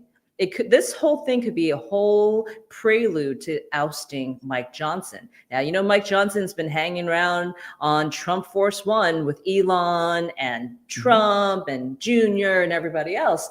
Maybe Elon sniffed him out and said, right? Because he knows and this is why no one's talking about it. 217, you guys. We don't have really the majority of the House until after April Fool's Day. That's when DeSantis set up the special elections here in Florida, and that's 2 seats so far, maybe 3 if Trump pulls anyone else from Florida. But that means the very first quarter of the Trump administration, the first 100 days, Trump doesn't get any bills passed. That's how strong this is. I mean, that's a possibility. Oh, that's super interesting. And yeah, look, you are right. Mike Johnson needed those votes, which is the reason. Punchbowl News was talking about how Democrats had leverage over Mike Johnson because, like Kevin McCarthy, he has a bias towards keeping the government open. And I agree with that bias. I think government should be able to function. The notion that you can put people in office and for whatever reason they can't come up with a budget is just absurd to me. It's like we have to deal with budgets. Everybody else has to deal with budgets. A functioning government should be able to deal with a budget, not these continuing resolutions. It just seems very strange that we can't do it. No, I don't think we've ever passed a budget, not in since I've been an adult. I don't know when the last time we actually passed a budget was. I'm sure someone could look that up. Angie. Well, look, I would love for one of your viewers to actually type in the year of the last time Congress passed a budget. We've been doing continuing resolutions for decades, haven't we? Am I wrong to say that? I think this is not a new thing. It's been a while since we've had a real budget. We just keep, because it's easier to sneak things in. I can't wait to do single bills again. You know what I mean? Like single item bills. When was the last time we had that? Did we ever do single item bills? I think we used to. I think it was around Clinton when the omnibus word came around. Again, I was a little too young, not very politically motivated back then. I think that was around the time. And again, viewers, please correct me if I have my facts wrong here, but it was recently, in recent memory, that happened. And I love what Elon Musk has said. Why not digitize these bills, like the 1,500 pager that just landed on everyone's lap in Congress? Why not digitize it so people like me in the public can read it, right? I want to see it. That's a really good point. What do you think about the transparency thing? Do you believe that they're going to be straight with the transparency thing? RFK seemed to have made a deal for them to open the Kennedy files. Again, Trump should have did it last time. But all of these people, like it is very strange to me to say, hey, there's nothing really to see here, but we need to keep these secret for 50 years. It's like, okay, that makes no sense. There's nothing to see here. There's nothing to see. But he seemed that for the UFO thing, for JFK, he seems to be, let's say, insinuating that these are going to be a far more transparent administration on these items, even for the drones, the drones that are flying in New Jersey. He has pointed out, look, the government knows what these things are. They need to be straight with the American public. I agree with him. I believe in the transparency stuff. I think they should be straight with people around this stuff. I guess my question is, do you think they're straight with it? Do you think, are they going to get in office and then a man in a black suit is going to sit down and say, Mr. President, I know what you said. However, this is why we can't do it. Yeah. Look, these are great campaign rhetorics, right? Like transparency. Let's bring out the Jeffrey Epstein files. Let's bring out the JFK files. Oh, don't say that, Angie. I'm cynical. I am, because, there is national security, of course. And government thinks we're all too stupid to know the truth anyway. So you can't handle the truth, and neither can I, and therefore you don't get the privy of seeing what we have. I think the truth comes out no matter what. But again, they have to also measure the public's appetite for some of this stuff, because, a lot of it is pretty grotesque. So I get it, spoon feeding. I was having this discussion with, a Trump advisor, a long-time Trump advisor, and he seems to think that, they'll trickle a few things out just to kind of satisfy that curiosity, but it's never going to be the whole thing. You're not going to get the full Jeffrey Epstein list. You might get 2 or 3 names that they don't like, and that. Well, I don't want them to okay, that guy's a Democrat. I don't like him, so let's put his name up. I don't want them to do that. I want the list. The list. Think about it for the moment. Ghislaine Maxwell is sitting in jail right now. Epstein, personally, I think he was offed, but okay, quote unquote, offed himself. The first time he tried to off himself, apparently he was in a jail cell with this huge, just monster of a man that had murdered all of these people in his backyard. And the man said, well, I didn't hear him try to kill himself. So he's just trying to strangle himself, and you didn't hear him like strangling himself. It's like, well, yeah, he's trying to kill himself quietly. And then they put him in another room where the cameras are broken, the guards are asleep, and supposedly he offed himself. I don't buy that at all. But I guess my point is, for everything that they accused him of, they said that there were a list of women, that he was the apex pervert, that he was running sex scams, where he was videotaping, like all of the stuff that works. And then there are no names, short of Prince Andrew. That's not weird. Well, because you're, a common sense person and you have a brain, right? Of course it's weird. All of this is weird. It's all meant to use as leverage when they need to. Guys, understand the Jeffrey Epstein list, all of these lists, even the P. Diddy case, all of it is to use for leverage when powerful people need them. And that's how it's always worked. It's worked in Hollywood, it's worked in politics, it's worked in business. People have dirt files on everybody. In fact, there are instigators who come in, right, to videotape you unknowingly doing all sorts of things that they supply for you. They're like, hey, do this line, or hey, do this girl, or hey, do this kid, right? That's what happens. And temptation, they know the temptation of man, and then they record you secretly. And then guess what? You're going to vote for stuff in Congress that you never thought you would vote for, right? And you're going to endorse a candidate that you never thought you would ever vote for or endorse, because you have to, because we've got this tape hanging over your head for the rest of your career. Oh, that's you think what's they have happening. leverage on people to that extent? Like, wow. I mean, I guess it's Well, possible. I mean, who the hell knows what's on those puppy tapes? And the federal government has access to all of that stuff now at this point. Yeah. Well, again, Jeffrey Epstein did say that, or not that he said, but there were cement trucks, right, at his compound. I mean, who knows? But those who do know, guess what? They're locked up or they've disappeared. So that's what's been going on. Guys, this is not so hard to figure out. We have dirt on people and they want to bury it because they've built their careers, they've built their, their kingdoms, and they don't want to see it crumbling. And that is a huge threat for people. There's a very few people who can actually say what they want in this game, because there's always going to be someone trying to silence you.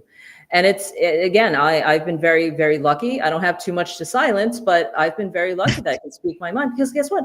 I don't have a media contract, right? Yeah. I don't have, granted, I have a family that I have to protect, but I don't have anything that you're going to use against me to make me shut up. You want to throw a lawsuit or two at me? Go for it, because that just gives me a platform to out you more, right? So they think they can play these games to silence people. It doesn't work. We've seen it with Trump. Look what he does. He goes out there and a judge has to gag order him to shut up, but then he still gets the truth out there. So I think that there's going to be some level to satisfy the general public of aliens and JFK files and all that good stuff. It's time that we knew, because we kind of know already, right? It's time that you just stop treating us like babies. Remember, the government works for you. We pay for them to work for us. We always forget that. They don't get to control what we see or do, although they really do, because we gave up our power a long time ago. But remember that you have to remind politicians every single day that, hey, I pay for your paycheck, And I hate all this. It's like we forget that stuff. Last question. If the government knew, and I don't believe this, but if the government knew that the craft in Florida, in Jersey, in Texas, over the military bases, the ones that they found in England, in Germany, if they find that this is a prelude to an alien attack, an invasion, should they tell the public? Does it only have to be aliens? Look, I've seen Well, these I'm just drones. finding the most hyperbolic one. I'm just, it's a Yeah. thought I question mean, more than anything else. I don't know about the alien part because, those crafts that we're talking about, these unidentified crafts, they could be man-made. I mean, at this point, we Oh, have by the the way, I don't technology. believe that these. Yeah, I think the majority of these things are man-made. Again, this is very hyperbolic. Like I said, I don't believe this at all. I don't. This is not my belief set. This is not what I believe. It's more of a joke question to close it out. Yeah, no, I actually think that these are government drones. We're doing surveillance like we always have been. We may not have all the laws in every single state to do it, but who's going Yeah. to stop them? What authority, what law enforcement will stop this, right? So they're going to pull this off now when they can do the surveillance. We're all being surveilled anyway. I mean, our phones, even being on this, podcast, everything is being recorded and analyzed, right? So, drones is just another part of this.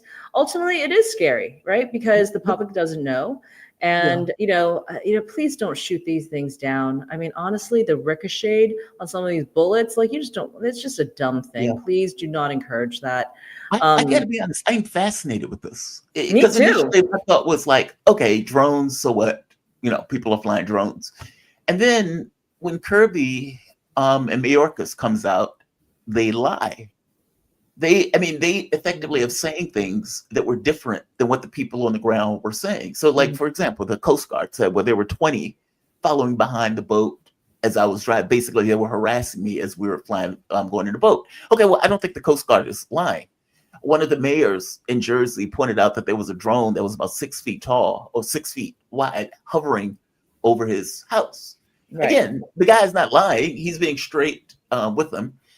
The flight characteristics of these things are weird because some are just airplanes, some are just regular drones, some are different, meaning some are like the idea that something is hanging in the air for 7 hours is pretty astonishing, especially for a drone. These things last like 20 minutes.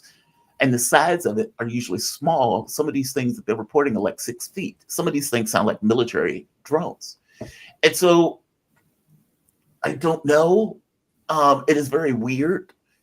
I mean, Kirby came out and said, well, these didn't fly over restricted airspace.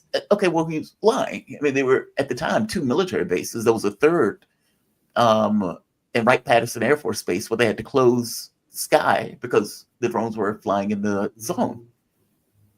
They're lying. They're lying. It's something that they're not telling. Well, isn't that the message then? Think about this. The idea that we just went through COVID and all these other governmental half-truths, right? They've been lying to the public. This adds to that paranoia of you're lying to me, the government's lying to me. And maybe that's the message of these drones, is that your government continually lies to you. They invade your privacy. They are going to do whatever they want without any laws or congressional approval or anything. And that's what all this is about, right? Whether or not they are from the aliens up, somewhere in space, or they're homegrown by the Pentagon, whoever, or now they're blaming it on the Chinese because that's what Chinese people do is they fly drones, I guess, right? Like it's all based on a paranoia that someone's out to get you, and that is the ultimate message. And I think that's where we have to kind of wheel it back, right? It's like, hang on, before this gets out of hand, before we go to war over this because of the narrative that we're being fed, I think that has to be quieted down or explained to us. And it's not going to be Joe Biden. He doesn't know what the hell's going on, right? Right. Clearly, Trump has gotten some intelligence on this. I don't think he's all that worried, but he's going to flame the paranoia because it's still the Biden administration. We can't trust anything the Biden administration does. Yeah. And it's fine. I mean, you're going to have a really weird 30 days before Trump gets in, and even after Trump gets in, it's going to be weird too. But we're going to have a very, very weird 30 days where essentially we have a de facto president that has not been sworn in yet because the current president is nowhere to be found. Out to lunch, completely out to lunch. But that's not fair. That's not fair to Americans. I don't think that you can't just cop out because you lost, right? You still have to govern. You still have to lead. There's still stuff. You still have to write checks. You still have to do all sorts of things, or not. No, I agree with you. Then shut down the government if you don't feel like working. Then you don't Joe get a Biden paycheck. checked out for the last, what, 2 months, 3 months? I mean, he hadn't checked out for a while. I think like 2 or Angie, 3 years. thank you for this. I really appreciate it. Angie Wong, she's a graduate of Columbia University's Graduate School of Journalism. After graduating, she had a successful career as a news editor, reporter, and columnist in the U.S. and Asia publications such as South China Morning Post, Reuters, New York Times, The Wall Street Journal. She pivoted to politics and has worked on numerous political races at the local and federal level. Angie, where can people find you now? Are you still doing radio, TV, media? Yeah, Or am yeah. I So, the fortunate one in this? yeah, no. Look, since the election, I've been taking it a little bit easy, but I'm still on air most days of the week. You can find me Okay. on X at Angie Wong. I just keep it very simple, at Angie Wong. You can find me there, and I love to hear from everyone. I love to hear from your audience and what your thoughts are on your program and anything government related. I love talking about this stuff. Angie, thank you for this. You have a good one, okay? Be safe. You too.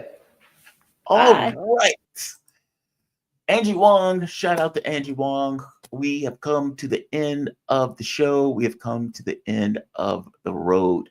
Judge Knapp said the state troopers who validated, but nothing, of course. Oh, speaking of that, so before I close this, there was the US government is not being honest with us. They are downplaying this for some reason, and I don't quite get why. So this was a document that they came out with. The DHS, FBI, FAA News, Department of Defense released the following joint statement on the drone situation. Now, as I pointed out before, initially, Mayorkas and Kirby came out and said, well, look, these things didn't cross restricted airspace. Initially, Kirby said that these are just vehicles that people are in. Okay, well, that found out to be untrue. It was a lie. Later, Mayorkas comes out, goes with the same line. And then Kirby comes out and says, look, there's nothing going on. There's nothing illegal. These are just drones. He still reiterated that they didn't necessarily cross into restricted airspace. Now, this is obviously wrong. I played the clip from Wright-Patterson Air Force Base where there were drones in restricted airspace that prevented planes from flying. Basically, they closed the sky because of the drones. You had other situations where there were up 2 other military bases that drones were at and hovering and covering. There were several places, especially the New Jersey mayors who got a briefing, were incredulous with what they were being told because what they were being told was very different from what they encountered. Now, there's several things that seem to be happening at once. They are regular hobby drones, so we put that to the side. There seem to be these bigger, more militaristic drones, so put that to the side. Some of these things are airplanes, fair enough. Some people were filming Venus, put that to the side, fair enough. But they're also orbs, some kind of plasma drone or some kind of rounded drone or something that doesn't necessarily have the normal flight characteristics and for whatever reason are not being picked up with our typical sensors. So Lou Elizondo, the one who ran the ATIP program, they found him. I had a conversation with Lou myself. So right here, wait a minute. Mayor's of radioactive material. Not going with that one. So I'm going to go with Lou. Elizondo was asked about the drones, and he pointed out that the government is lying.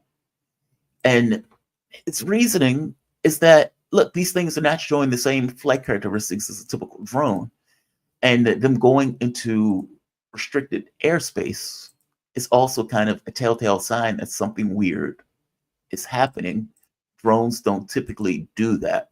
So this is Lou on News Nation answering questions about these drones. I saw one on Saturday with my son. Are these all drones or is something else going on up there? Well, Rob, first of all, thank you for having me. And that's a great question. The reality is what you just saw previously by the good general providing a public statement saying that all these are registered civilian aircraft. Look, the guest right before me, Miss Lake, said it right. The American people have a really good BS meter. And I suspect people don't buy this line of logic. Look, we all know the difference between a quadcopter and a helicopter and a Cessna. That's not what we're talking about here. And we have in one statement, the Pentagon saying we have no idea what they are, but we're pretty sure they're not foreign adversarial technology. And then as of today, literally the House of Foreign Affairs Committee chairman himself, Mr. McCall, said that he believes they're from China. And then you have the Pentagon coming out saying, well, actually, these are not our drones. And then later on, or actually even today, they could turn around and say, well, actually, we kind of know what they are, but they're still not ours and not foreign adversarial. The bottom line is that civilian drones don't fly in controlled U.S. airspace over restricted areas. They're not supposed to. We're seeing a rash of this. I have videos on my phone from Andrews Air Force Base, Langley Air Force Base. I wish the Pentagon and this administration would be consistent with their messaging, because all it's doing is turning people really away from trusting their government. Yes. Yes. Yes. It makes people realize that the government is being dishonest. Meaning, it does more harm than good for the government to do what they're doing now. People see something.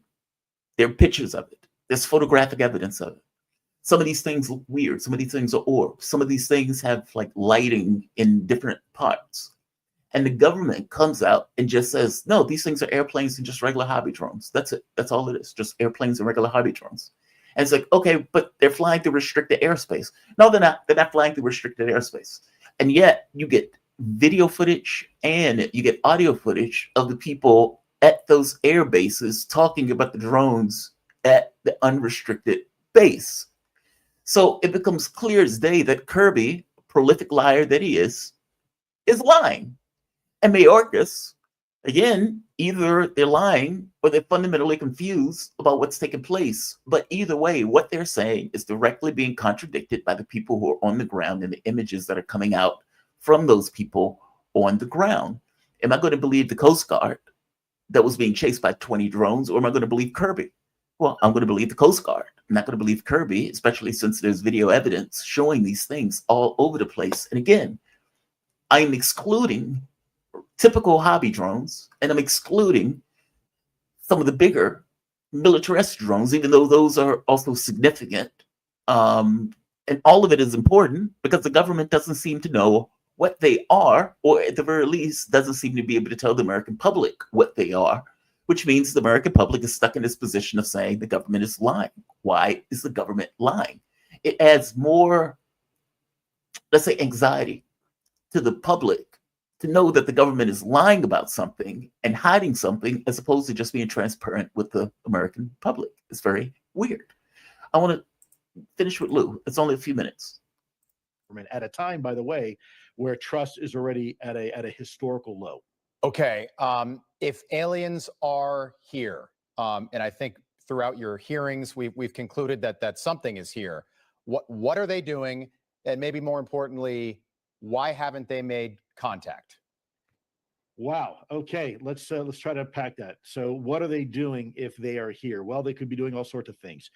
As human beings, what do we do when we're on the African Serengeti? Well, we study. We fly our helicopter. Okay, I can stop there. All of this is speculation at this point. All that we know, and as far as I know, the lights in the sky, some of the craft have characteristics that are different than what typical drones would have. Many of these craft have been in our military airspace. We spend $1 trillion a year on military, whatever they are, whether they came from, the mines of Bajor, or whether they came from China, or whether they're our secret planes ourselves. I've always pointed out either they're us or they're not. I only need one case to show the anomaly in this, that there's something weird going on. The 99% of these things that people are seeing are just going to be us. It's that 1% that shows bizarre and odd characteristics. And whether that 1% is there or not is secondary to the point that we should know what is in our skies. And there is something very bizarre that the government can't say so. If indeed these are just hobby drones or airplanes, then why are they having top secret briefings? Why is Kirby and Mayorkas seemingly giving different stories as opposed to what people are seeing on the ground and what is obviously false? It is very bizarre. It's very bizarre. I'll leave it at that. Guys, I'm going to end this. I'm going to say like it, share it, subscribe to it. The show went a little bit long today. Okay, one more. This is Glenn Greenwald. I'm sorry, John Greenwald. He is an investigator. He does a lot of FOIA requests. So FOIA requests, you send to the government, you say, hey, I want information about this particular subject matter. And if it's not top secret, the government will either give it to you, they redact parts of it, etc. This was February 21st, 2021, flight 2292. And I want you to hear what they say on this flight. Yeah, do you happen to have any targets up here? We just had something go right over the top of us that, I hate to say this, looked like a long cylindrical object that almost looked like a cruise missile type of thing moving really fast that went right over the top of us. UFO. 2292, I don't, unfortunately, right now.